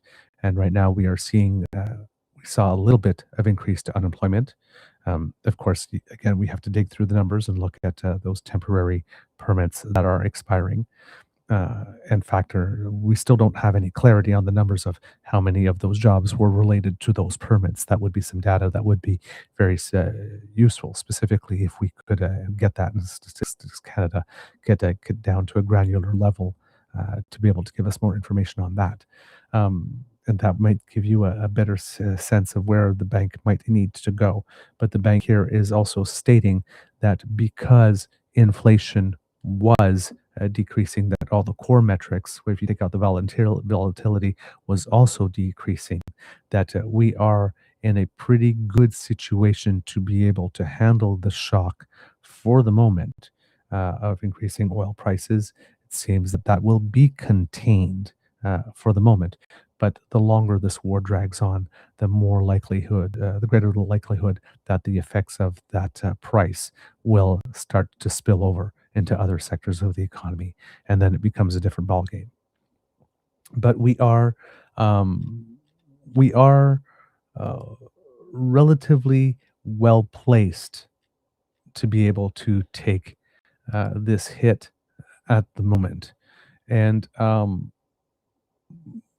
better placed than we were at the time the COVID pandemic hit. I'm going to fast forward a little bit into the press conference because this was something, a note that he made later to a question asked to him. Uh, but I thought that along with what he said here, this element goes along with it and can add to our comprehension of the situation. So here it is. The Bank of Governor, the Governor, the Bank of Governor, the Governor of the Bank of Canada, explaining a little bit the difference between going into the COVID crisis and going into what this potential price and supply shock crisis. What the difference in our positions we're going in and what that means for our ability perhaps to handle it. I just wanted to ask about sort of the going back to the pandemic, which you were just touching on, and sort of ascertaining when to move, because there was a lot of criticism at that time. How do you know when to make the move to, if things are bleeding out and they're going to be more persistent? How can you sort of assure Canadians that you know this time when to make that move? And sort of as a follow on to that, we've heard a lot of commentary about how it's not cut and dried. Sometimes you may have to move in a direction that seems to be counter to what you would normally do. Things are different. There's structural change. So if you can address that in the question as well, how do you know when you're making the move at the right time, and what is that move? It seems less clear than it's ever been. Well, I think I'd start with something Carolyn just emphasized. There are some very important differences from the situation we are in today than the situation we were in coming out of the pandemic. Coming out of the pandemic, there was huge pent up. I mean, we all remember we couldn't buy many of the things we could, especially services that we couldn't. Things were closed. We couldn't get them. Coming out of the pandemic, there was huge pent up demand. People also had a lot of accumulated savings because they hadn't been traveling, they hadn't been going to restaurants. There was huge pent up demand. So as the virus faded and we all got vaccinated, life got back to normal. There was a huge surge in demand. Supply was still disrupted. It couldn't keep up. And then on top of that, Russia attacks Ukraine and drives global energy prices higher.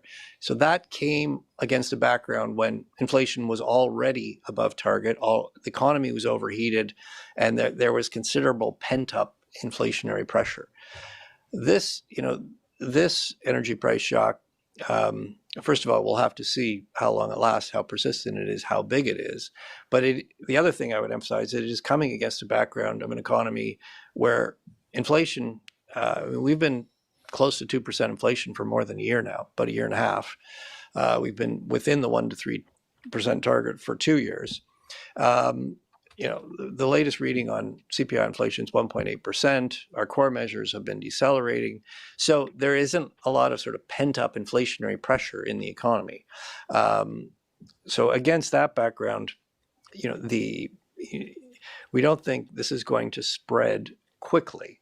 So we've got some time. But, as I've highlighted, if energy prices stay high, particularly if they go even higher, yes, that does increase the risks. And what we can't do is let that become persistent inflation. So I can't put that on a calendar. It's going to depend on what happens with the war in Iran. It's going to depend on what happens with energy prices. What I can say is, I think we've outlined clearly the things that we will be following to make those judgments. And we will be updating you, at each meeting on what we see there. The other thing maybe I'll add is just back to Kevin's question about getting, we've had a lot of practice really in looking at supply shocks more recently. So getting better at assessing them. And we've talked a lot about how the duration and whether or not this conflict in Iran spreads will have a big impact. So if you think of the Strait of Hormuz, that could get reopened. If things are resolved quickly, the strait reopens and oil and other commodities start moving, that'll be a quick bounce back. But as we see infrastructure damage in the region, that will take longer to remedy too. So we know that some of the supply can come back quickly, but not all of it. So things like that will matter as well. All right. So very important information here, talking about, of course, when we went into COVID, the economy was hot, inflation was already high, and then, COVID happened, and then we got the extra supply shock about the war in Ukraine being the breadbasket to the world. And then, of course, with what Russia, the sanctions on Russian oil, and everybody had to make other decisions relatively quickly at that point, particularly countries in Europe, to make sure that they didn't freeze over the course of the winter. So there was lots going on. At this particular point, we have inflation decreasing and getting closer. The main target number below the Bank of Canada's target, and all the other numbers showing that we were closing into 2% on all the metrics that show what the economy is like without the volatile elements that could spill over. And relatively decent employment in the sense that up until the latest job numbers, we were showing in increasing job activity, and the consumer activity was still good. Nobody was tightening or making decisions to pull some of their money out of the economy by spending less at the moment. So we are better positioned to be able to handle this current shock for the moment, so long as it remains temporary. And of course, again, with the Strait of Hormuz, since we don't know when it is going to open. We can't plan for how long it is, but a lot of people are still hoping that that situation could be resolved sooner rather than later. And of course, then there will be two or three phases there with the Strait of Hormuz. There will be the opening of the strait itself and whatever backlog there is dealing with that. And then there will be the time to bring any oil and gas platforms that are still operational but have been shut down temporarily or that have decreased activity to ramp up their activity to get back to normal production levels. And then, of course, dealing with the lost production from anything that has been destroyed or damaged. If anything needs to be rebuilt, those are going to be much longer term projects before that supply comes back online. So, and until all of that works its way through the system, just for the getting um, operations that are still functional, but back online and back to normal production levels could be a matter of months. If there's anything that needs to be rebuilt, for some of them, these are projects that could stretch past a year, especially if there's a lot of them, and that need those types of repairs and limited expertise out there to be able to do it for all the cases that need to be repaired. The longer this goes on, the more that will need to be repaired as well, not just restarted. So, and then the shock through the system will last longer. The governor here is asked a question because this is one of the things Canada we think about, because we are a net exporter of oil rather than importer. Whether or not, and the government gets royalties and revenue and all that kind of stuff from exploitation of oil, and of course, uh, when oil just gets above the threshold, which royalties are start to become interesting. That's one thing. But when the prices of oil get as high as they are now, oil and gas, that is significantly much more revenue for the governments at that time that collect royalties on such matters. Um, so there's a lot of question for us whether or not this spike in oil prices, despite the fact that it is very sharp, and we are already seeing it at the pumps. I think in British Columbia, there's already gas at $2 a liter, in some places $2.20 a liter, which is a lot in any times, but definitely an exponential jump over the past little bit. Whether or not the shock to the oil price is a net positive or a net negative for a country like Canada. So the governor has some thoughts with regard to that. Hi, Governor Mark Rindle with the Globe and Mail. You spoke about how it's too early to tell whether the Middle East is going to be, like, what the impact on the Canadian economy is going to be. I'm wondering, in general, is a oil price increase like this net positive or net negative for the Canadian economy? And if there's kind of a question of duration, like it's a short-term shock to consumers, but a longer-term potential benefit to oil producers and oil-producing regions, like how long does that duration need to happen before it shifts from net negative to net positive? So yes, there are multiple effects of higher oil prices on the Canadian economy, and as you suggest, it depends very importantly on the duration. So, I checked the screen before I came down. WTI was $98, $99.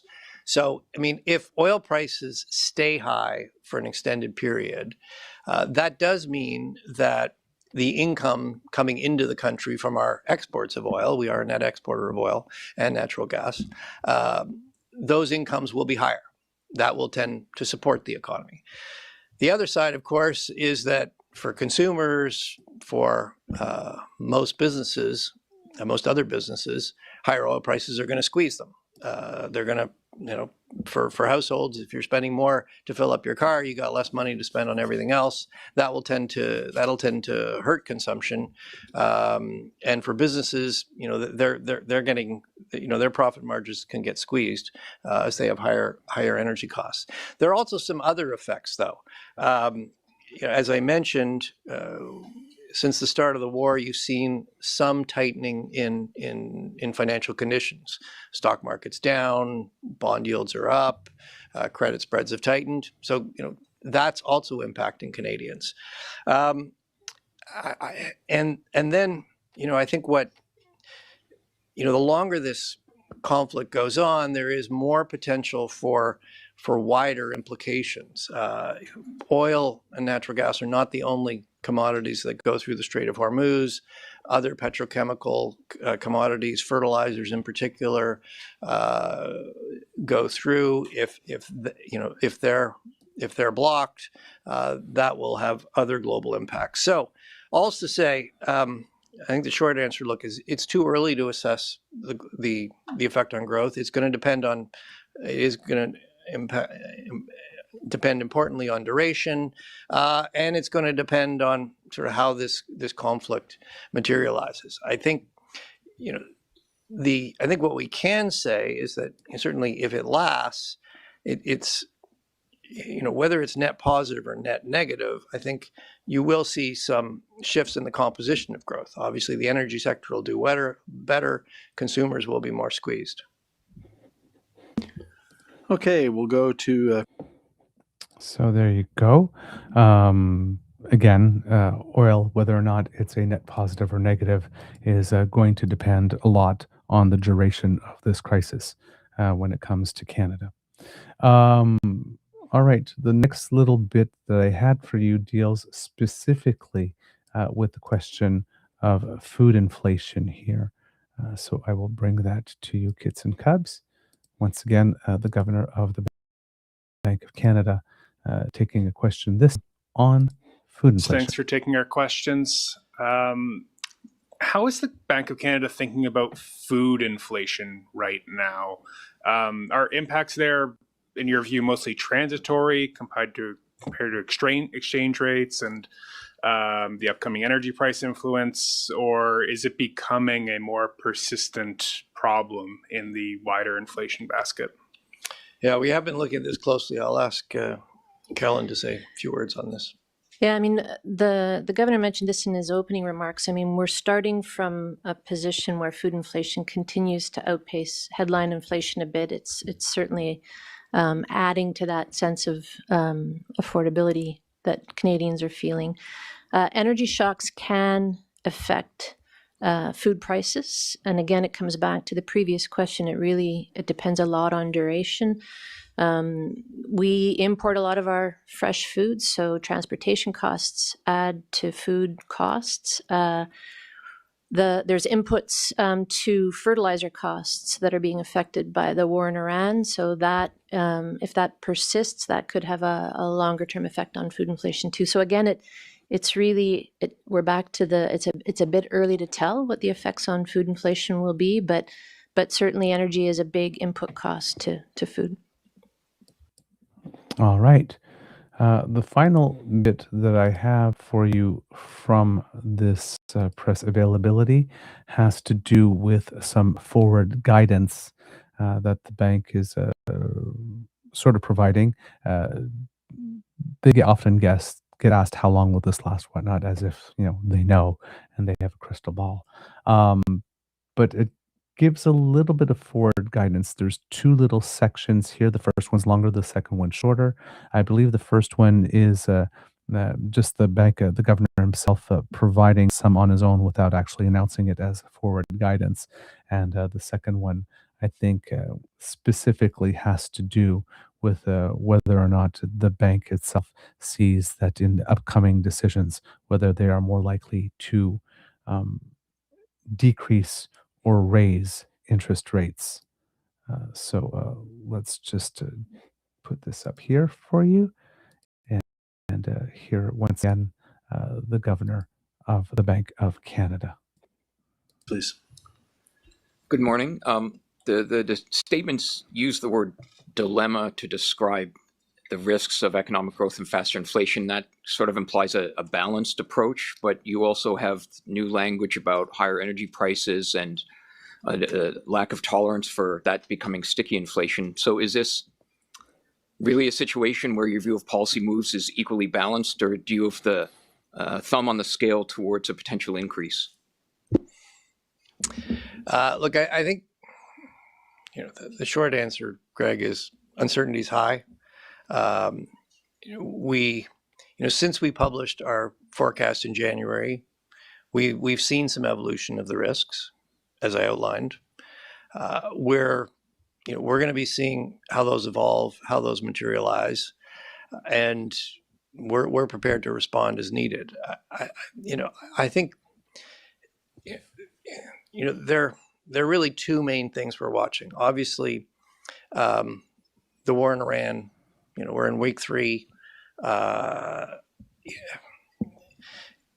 This is an economic shock. How big it is going to depend a lot on how long it lasts, whether it widens, how disruptive it is. Here in Canada, we are starting from a position where inflation is 2%. It's actually been close to 2% for more than a year. Our measures of core have been decelerating, and the economy is in excess supply. So, what that tells us is that, the risk that higher energy prices are going to quickly spread to other goods and services, that looks contained. That doesn't look too high. So we've got some time, so it made sense to hold today. We know inflation is going to go up in the near term. We've all filled up our gas. We've all filled up our car. We've seen the prices at the pump. That's going to show up in March CPI.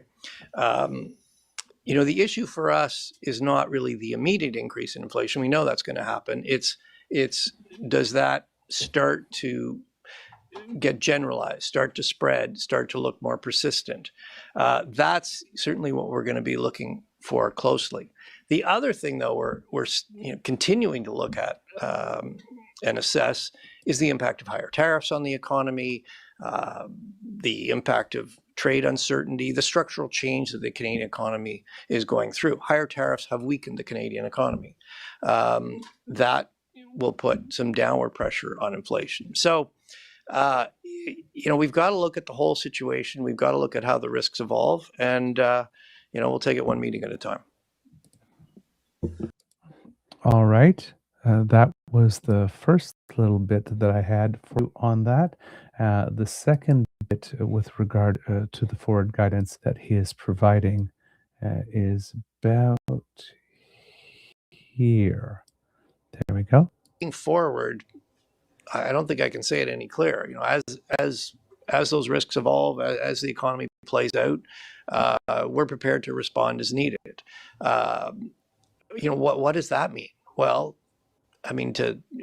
yes, we could keep holding the interest rate where we are, but look, if energy prices stay high and we start to see evidence that it is generalizing and becoming more persistent, we can raise the policy interest rate to cool inflation. On the other hand, if energy prices come back down, we see weakness in the economy. We see more weakness in the economy. We can lower our policy rate to add more support. I think the message is there's a lot of uncertainty there. We'll be following those developments carefully, and we'll respond as needed. And there you go, kits and cups. So a little bit of an idea of what could cause the Bank of Canada to start raising interest rates. In this case, if they see that the oil prices are persistent and they start to spill over to the rest of the economy and start raising, increasing inflation, the Bank of Canada could increase rates to try to cool that inflation. All right, so that's what I had from the Bank of Canada. One other bit of economic news I've had for you Canada, Kids and Cubs, has to do with home prices. According to Jenna Benchetrit of CBC News, national home sales edged down in February from the previous month, and the benchmark home price fell 4.8% compared to the same time last year, the Canadian Real Estate Association, or CREA, said on Tuesday.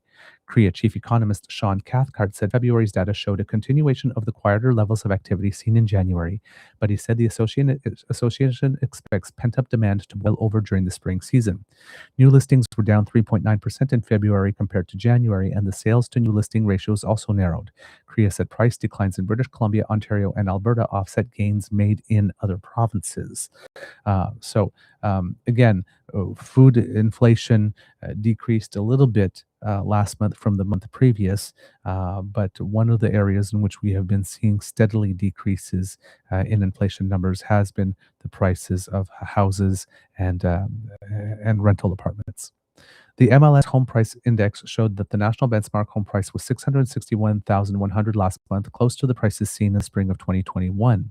What we've seen so far is that home resales are still fairly sluggish, said Robert Hogg, Assistant Chief Economist at RBC, in an interview with CBC News. Those trends are primarily impacting Ontario and BC, he said, quote, but we're starting to see some moderation in other parts of Canada as well, including parts of Alberta and Quebec, where smaller and mid-sized housing markets were hot in the second half of last year. St. John's, Regina, and Quebec City saw considerable price increases, for example, with Quebec City skyrocketing 17%, while housing activity stalled in larger cities among heightened economic anxiety. UGG said those concerns are now spreading to regions that benefited from last year's interest rate cuts and that the war in Iran might contribute to subdued economic sentiment. Meanwhile, a buildup in inventory is putting pressure on prices and contributing to the sluggish market. Quote, maybe in the latter stages of 2026, we're going to see the market strengthening a little bit, but that's based on some of the uncertainty lifting, Hogg said. The odds are that it's going to be a fairly kind of restraint season, but we'll see. The Bank of Canada will make its next interest rate policy decision on Wednesday, so this was written just before that. While UGG said that his team at RBC expects the central bank to hold rates, other analysts have started to price in a rate cut for some time this year after last week's surprisingly weak jobs report. So that's some information here with regard to housing. There was a little bit more information, I believe, that I picked up. The Canadian Real Estate Association, again, says that sales fell 8% in February compared to the same time a year ago, and the benchmark home price slid nearly 5% year over year, sitting at about $660,000. Due to regional variations, because there are some, prices in Toronto dropped 7%, and in the Fraser Valley, it's been 9%, and St. John, New Brunswick, nearly 13%. But as we mentioned, in Quebec City, 17% increase there, 16% increase in Sherbrooke, and a 25% increase in Thunder Bay. There's particularly low activity in the Toronto to Windsor corridor in terms of home sales, that type of stuff. But as mentioned in the article, increased activity was forecast starting in April. I forgot to mention that in this House of statement by the governor of the Bank of Canada in the question and answer period, he was also asked a question specifically about housing.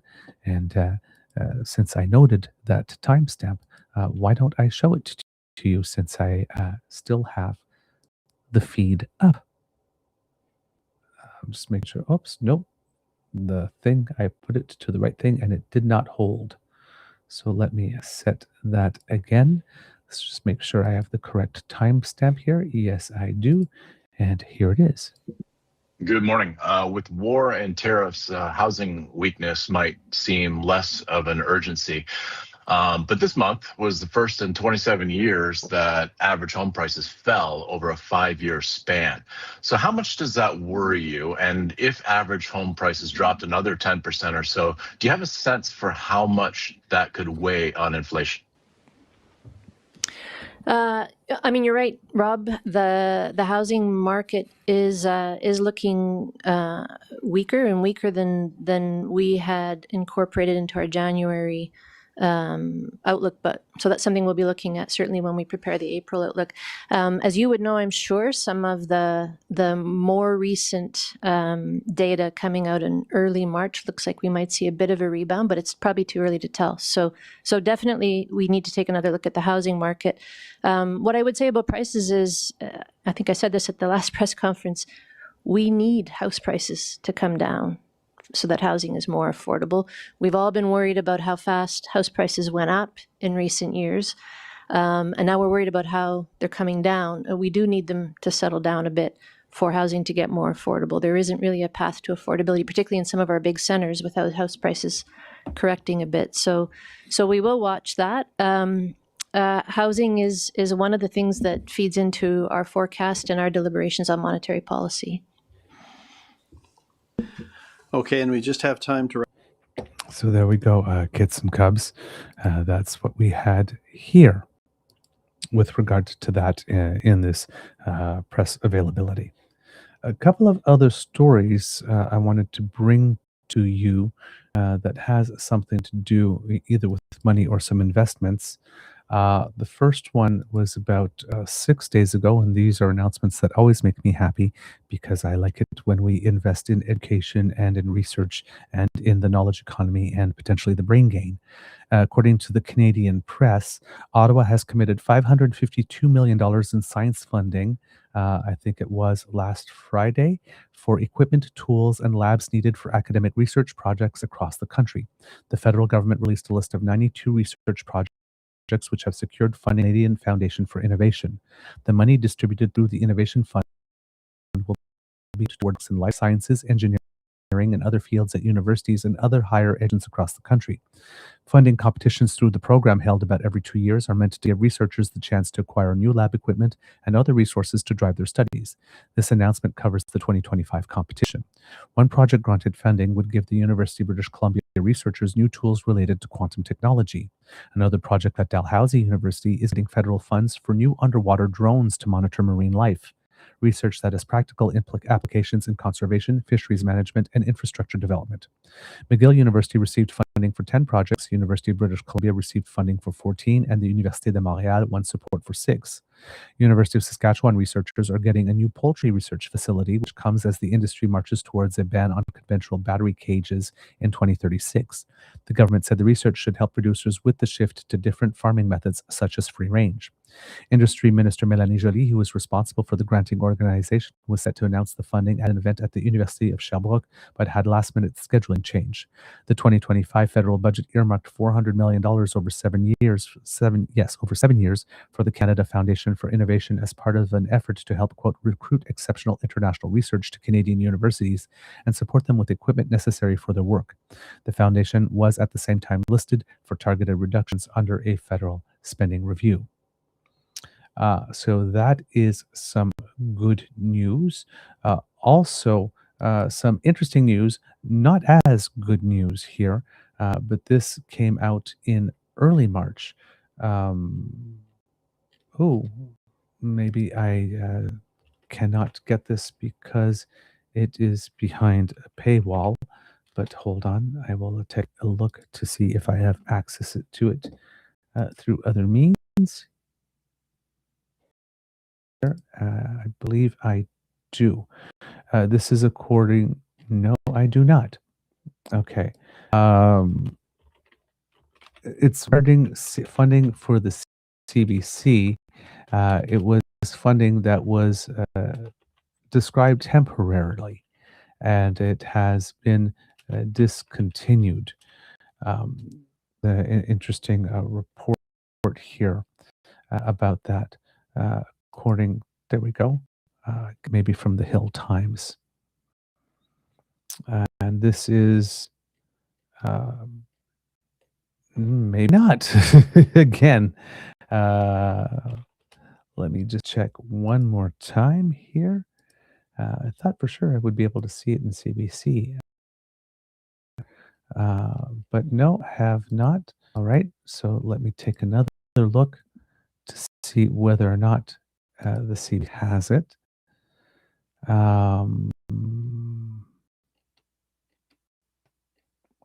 That's funny because I heard it on the CBC.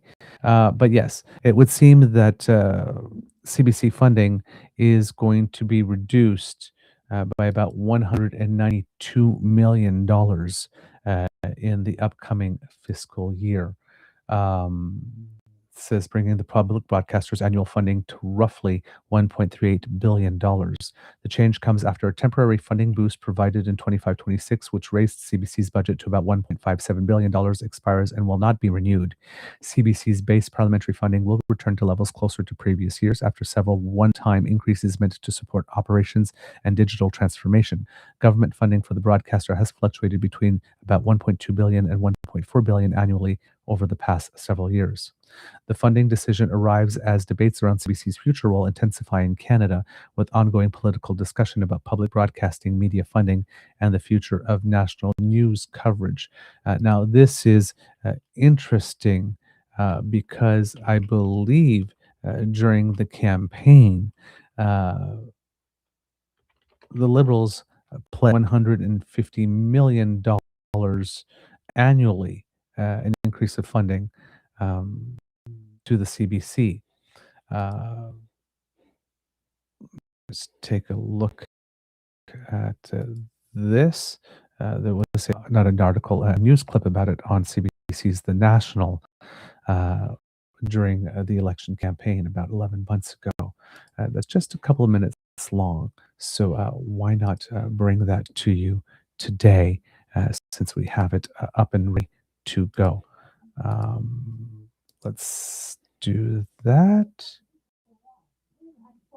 And let's do this. No, that is not the one.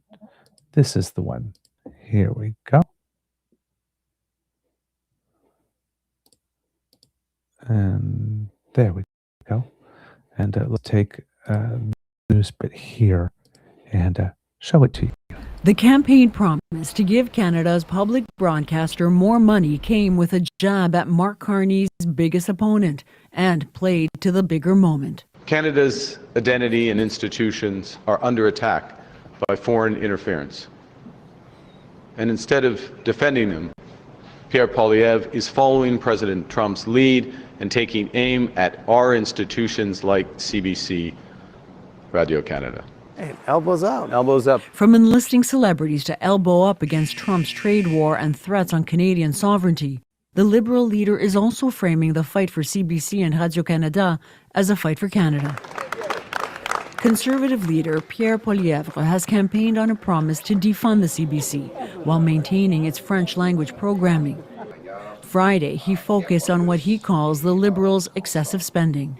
I find it interesting that Mr. Carney is now proposing hundreds of millions of billions of dollars in additional spending. Let's be clear on this. Mr. Carney has not proposed a single penny in cost reductions in this government.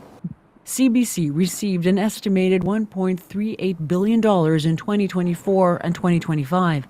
Carney's initial pledge of $150 million more dollars would come with future increases and statutory funding, meaning any changes would have to be approved by Parliament, not just the cabinet of the day. It would also mean enlarging CBC and Radio-Canada's mandate to include more local programming, especially during emergencies. Researchers say that aligns with what recent polling suggests, that most Canadians support the public broadcaster, but want to see changes. It's really about, is there a bureau near me? But I think for most Canadian communities, to have their stories told and to have their news told is vital. I think it should definitely be funded. I would say more transparency with where they're putting the money. As for the CBC, a spokesperson said the broadcaster will not be commenting on the party's positions during the election campaign. Joanna Rumaliotis, CBC News, Toronto. So there you go, kids and cubs. An interesting situation to, it was intended to be temporary funding, of course, so it is expiring. But it's interesting to see the juxtaposition of we're increasing funding to the CBC on an annual basis, and but we are removing this temporary funding. Now, if these were for one-time purchases, to help with all those elements that they were talking about, and the money doesn't need to be recurring, then in that case, it's not too much of a hit. If it was a boost in funding, however, to help them just to be operational and get by day to day, then it would definitely affect the bottom line. And I'm getting the impression based on what I've been reading that they were for one-time projects that would have ongoing benefits. So in this case, it would be natural that funding would discontinue, especially if it was deemed to be temporary to begin with. Let's see. I believe there was a couple of other things, if I am not mistaken, here that I wanted to you. A couple of places where we were putting some money that might be well received. So I'm just going to the source here since I've got it up. The first one here is that the Canada is fast tracking an Army rifle upgrade with a $307 million initial order. It says here that the plan is to procure the Canadian Modular Assault Rifle AR, which has languished on the military's equipment list for years, but after the government of Prime Minister Mark Carney poured $93.3 billion into the Department of National Defense this year. CB first reported on the plan in December. The formal announcement, however, was made Thursday at Colt Canada factory in Kitchener, Ontario. The 65,402 rifles are being ordered in 2 tranches. The first will involve the order of 30,000 general service rifles over the next 3 years. That portion of the contract is worth $307 million. The second, 4 years from now, will involve the purchase of an additional 19,207 GS variants plus 16,195 full-spectrum rifles, which are specifically designed for frontline combat and urban warfare. No price tag or estimates on the second phase was released Thursday. However, the Department's Defense Capabilities website says the overall program could be worth between $500 million and $1 billion. The CMAR is intended to replace the current stock of C7 and C8 rifles, which date from the Afghan War almost 2 decades ago. Stephen Fuhr, the Secretary of State for Defense Procurement, and Defense Minister David McGuinty made the announcement Thursday, touting the plan as a sign that the federal government is delivering on re-equipping the military through Canadian industry. Quote, those C7s and C8s had served well for 35 years, but they were beyond their shelf life and they needed to be replaced. Fuhr told CBC News, the Army commander of the Army indicated to me that it was very important. Ultimately, he's got a lot of high priorities, but this one is one of his highest, and I'm super thrilled that we were able to deliver it faster from home. Colt Canada is committed to include at least 80% Canadian content in the rifles, and Fuhr said that it will also generate opportunities for suppliers across the country. The ammunition being produced as part of the CMAR initiative will also be made in Canada, said the Defense Procurement Agency backgrounder. Rifles remain foundational to soldier effectiveness in the field, and this development brings over 40 years of technology evolution to Canada's fighting forces, Lieutenant General Mike Wright, the commander of the Army, said in a statement. This represents tangible progress and a clear example of how we can move with greater agility to bring modern, reliable equipment to soldiers. Fuhr said that the Defense Investment Agency shaved 2 years off the original procurement time by using a federal funding mechanism developed during the COVID-19 pandemic to speed up the process. Known as a risk-based approach, it essentially means that once the Treasury Board approves a project that isn't overly complex, it doesn't have to return multiple times for follow-up funding approval. It is, Fuhr said, an important mechanism in quickly re-equipping the military. Quote, we came up with this risk-based approach. I'm going to use it where I can because it does save time, Fuhr said. I mean, we're demonstrating that it does. So that was the first bit of spending that I had noticed here. Also, with regard to defense stuff, there is a municipal Ontario that was given a multi-million-dollar defense contract. The company will build a new plant and hire an additional 300 people. This is something that we mentioned the other day with the Canada's defense minister having committed an additional $1.4 billion to boost the production of ammunition. And IMT Precision will receive up to $306.3 million to help build a new facility that makes metal shells for 155 millimeter artillery projects, according to the minister, stating here that the ability to produce our own ammunition is not optional, it is essential. And of course, we had mentioned the $200 million over 10 years to lease a dedicated space launch pad near Canso, Nova Scotia, with the aim of establishing the foundation for a future spaceport for Canada and its allies. So there was that. In addition to that, there was an investment that was announced. Let me see here, just to make sure I got it right for you.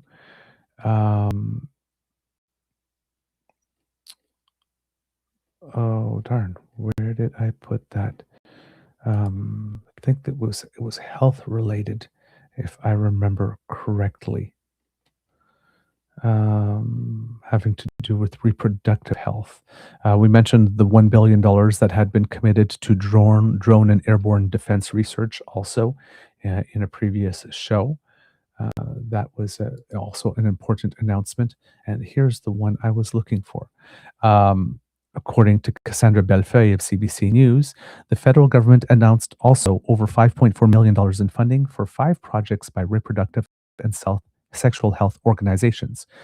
According to Health Canada, the projects aim to improve access for women and underserved communities to sexual and reproductive health services across Canada.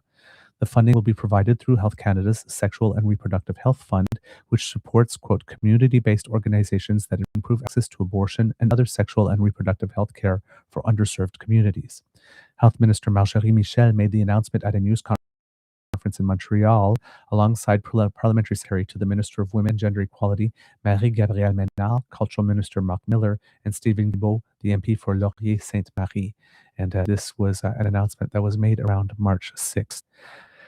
The organizations receiving funding include the Canadian Association of Midwives with $728,000, Fertility Matters Canada with $860,000, Abortion Care Canada with $950,000, Endometriosis Network of Canada with $966,000, and the Society of Obstetricians and Gynecologists of Canada with $1.93 million.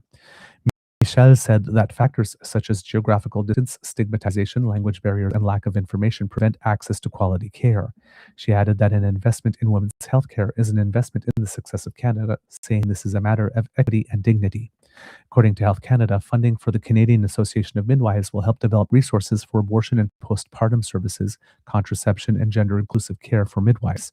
Fertility Matters Canada's project aims, quote, to improve access to fertility care and assisted human reproduction for Indigenous and to us LGBTQIA+ people through the creation of a pilot online decision facilitation tool that guides fertility care seekers through the steps and decisions they will encounter as they seek fertility care. Abortion Care Canada's funding will go towards strengthening, quote, region-specific knowledge and resources to improve abortion care access for Indigenous, to us LGBTQI+, disabled, and overweight people, with a focus on culturally informed care. The Endometriosis Network Canada's funding will support those facing barriers to care through resources, campaigns, and educational events. And the Society of Obstetricians and Gynecologists of Canada project aims to create resources for healthcare providers and people experiencing menopause and perimenopause to, quote, improve the inclusiveness, accuracy, and cultural appropriateness of menopause specialized care in Canada.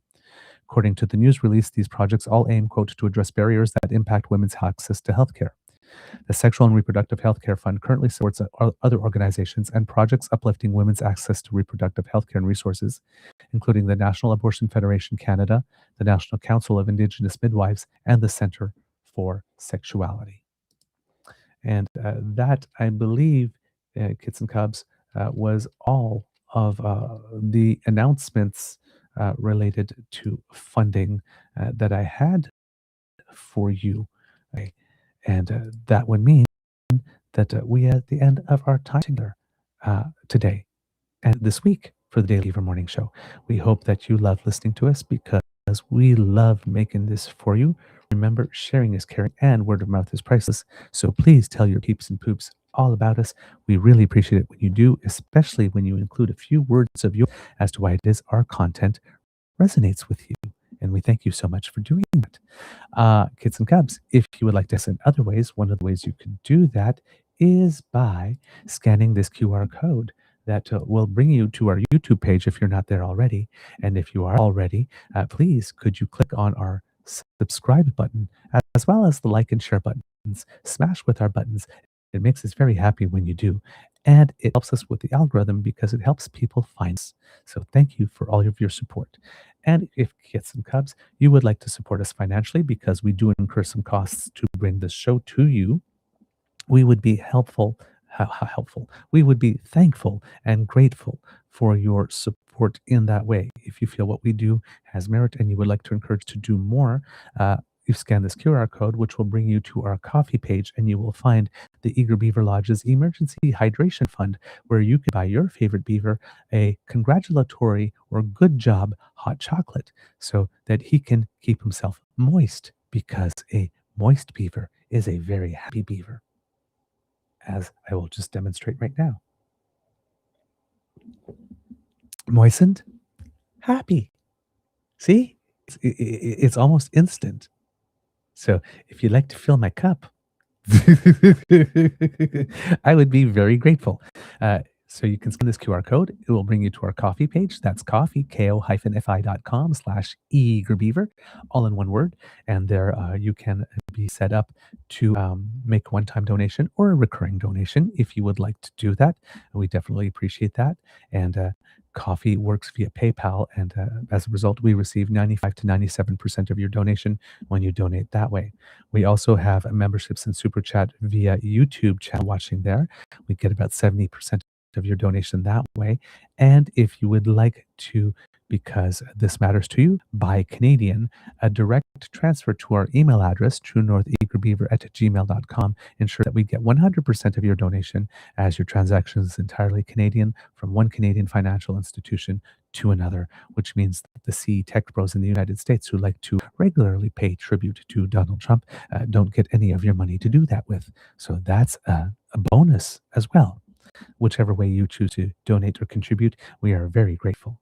And Kits and Cubs, if you are not able to donate financially, we're still asking for a contribution, but in word and in brain power and in creativity.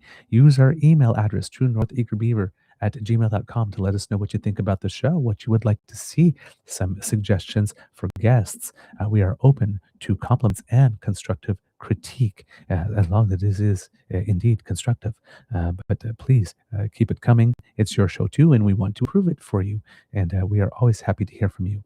And if you would like to help us make our day a little brighter, remember our hashtags: Kids Who Cook, Kids Who Craft, and Kids Who Cultivate. So if you're making something yummy, if you're creative and making something artistic or beautiful or useful, or if you are getting ready to work your garden and have some tips to share with us, because we're relatively new at that, all of that is welcome.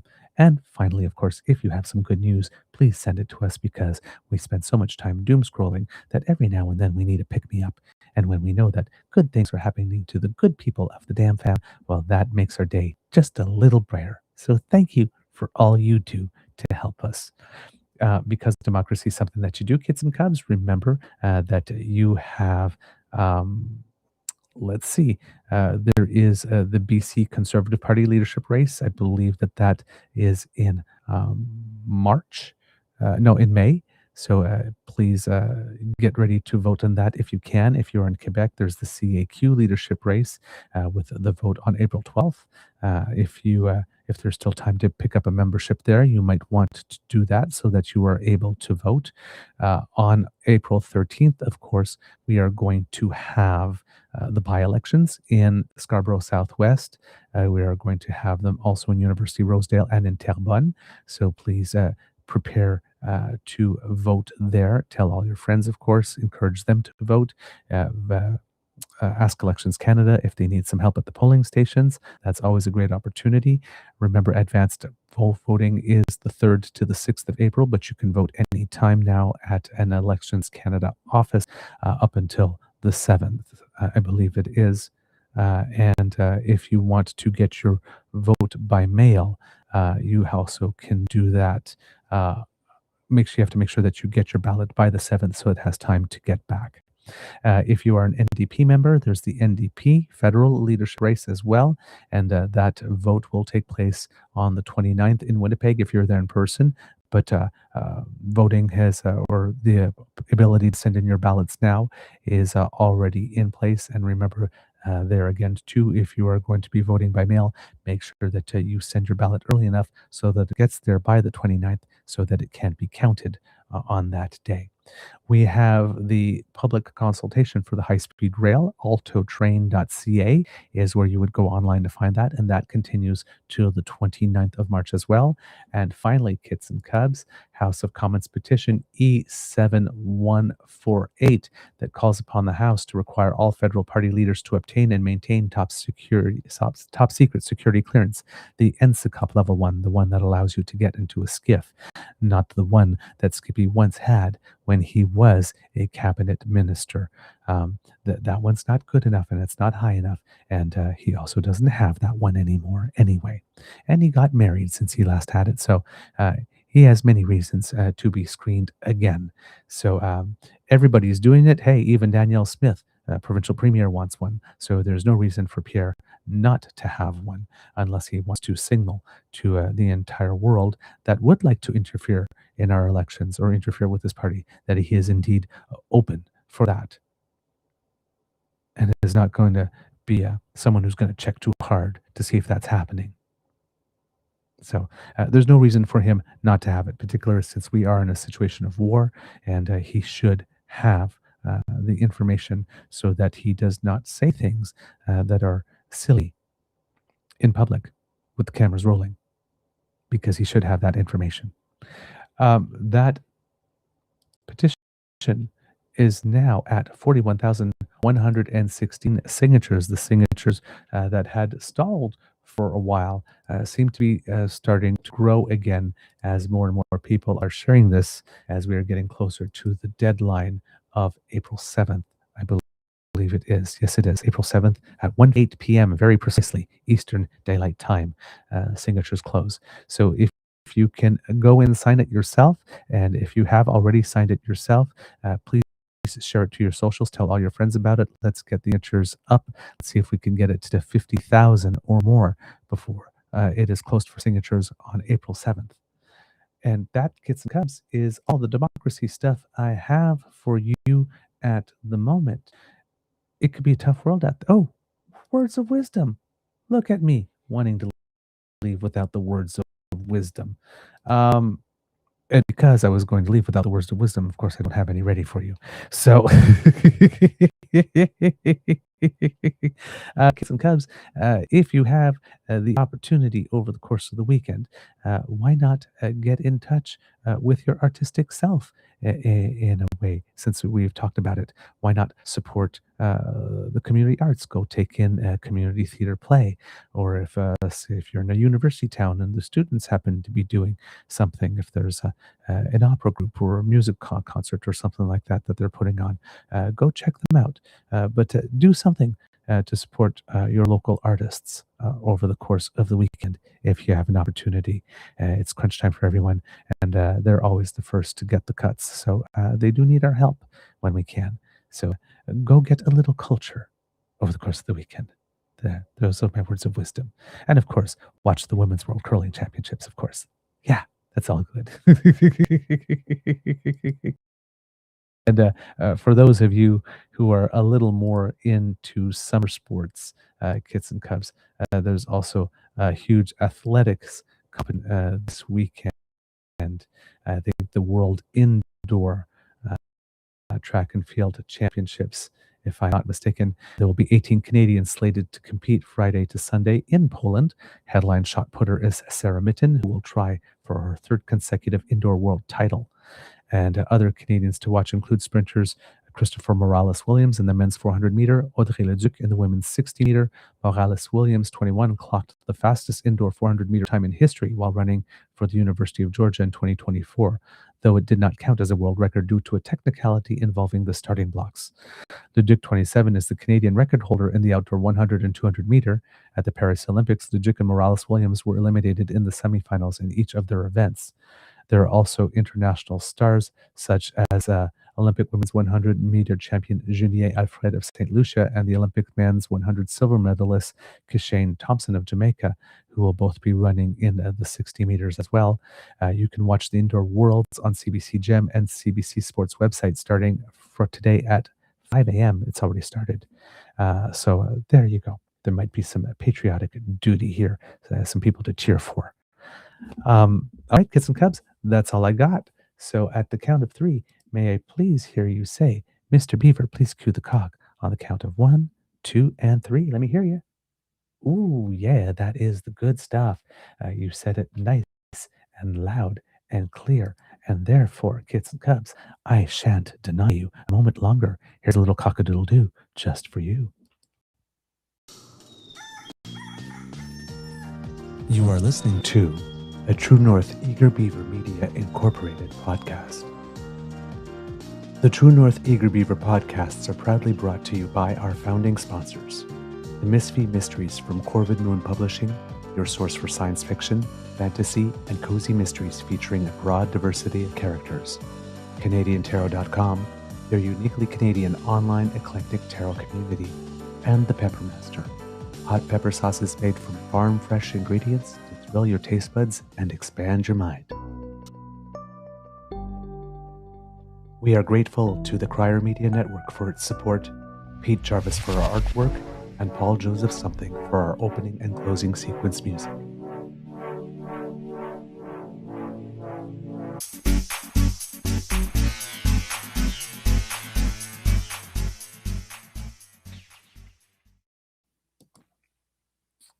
All right, kids and cubs, and just a little bit of news about Canadians who have made us proud over the past little while.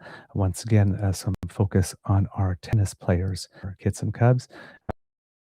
Congratulations goes to Françoise Abanda, pardon me, who is returning to tennis after a little break, made it to the finals of a event in Gounis, France, and with that, I believe that she also made the finals in doubles as well. And with that, she re-enters the top 1,000 in the world after being out of it for quite a while. I think she probably stopped for purposes of studies, if I remember correctly. And another one to Alexandra Vagramov, who also same level event, a 15 level event in Victoriaville, Canada, made her way to the final there. And I think it was probably her first final in singles. Congratulations also to Bianca Andreescu, who made the finals of her Challenger event in Austin, Texas, taking one of the sets in the final, but ultimately losing there. But still another great run for her. And at a Challengers event, the men's doubles team, including Canadian Cleve Harper, who is our top-ranked doubles player, did win that tournament in Cherbourg, France. So big congratulations to him on that one as well. It was a good week last week for our tennis players.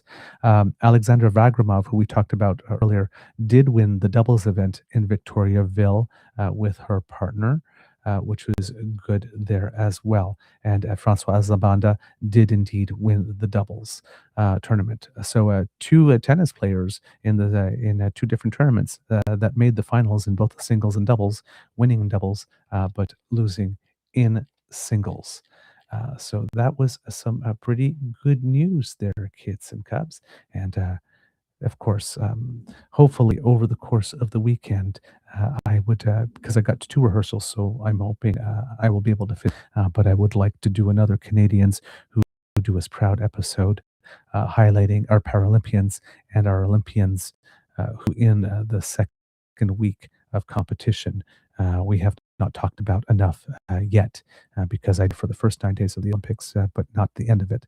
So if I have an opportunity this weekend, maybe just a feel-good episode about Canadians who make us proud, recapping those performances, because they do deserve some credit. And it was nice to see John Thurston, I believe it is, who was the third from a cardiac Canadians curling team, be getting lots of love in his hometown of Peterborough when he's returned to help with a curling tournament going on there. He deserves all of the accolades and the praise. He was absolutely phenomenal during the tournament. All right, kids and cubs. And of course, if you're watching the World's Women Curling Championships, Team Anderson picked up a second loss in the round robin play against Norway last night. First one was against Switzerland, but has enough wins under their belt that they have already qualified for the playoffs with still 2 matches left to play today. So we will watch those matches with great interest and hope that they have a great playoff run. It would be nice to bring home a third gold medal in a row from the Women's World Championships. That's all I got for you today. Have a great weekend. Amour et bisous, and I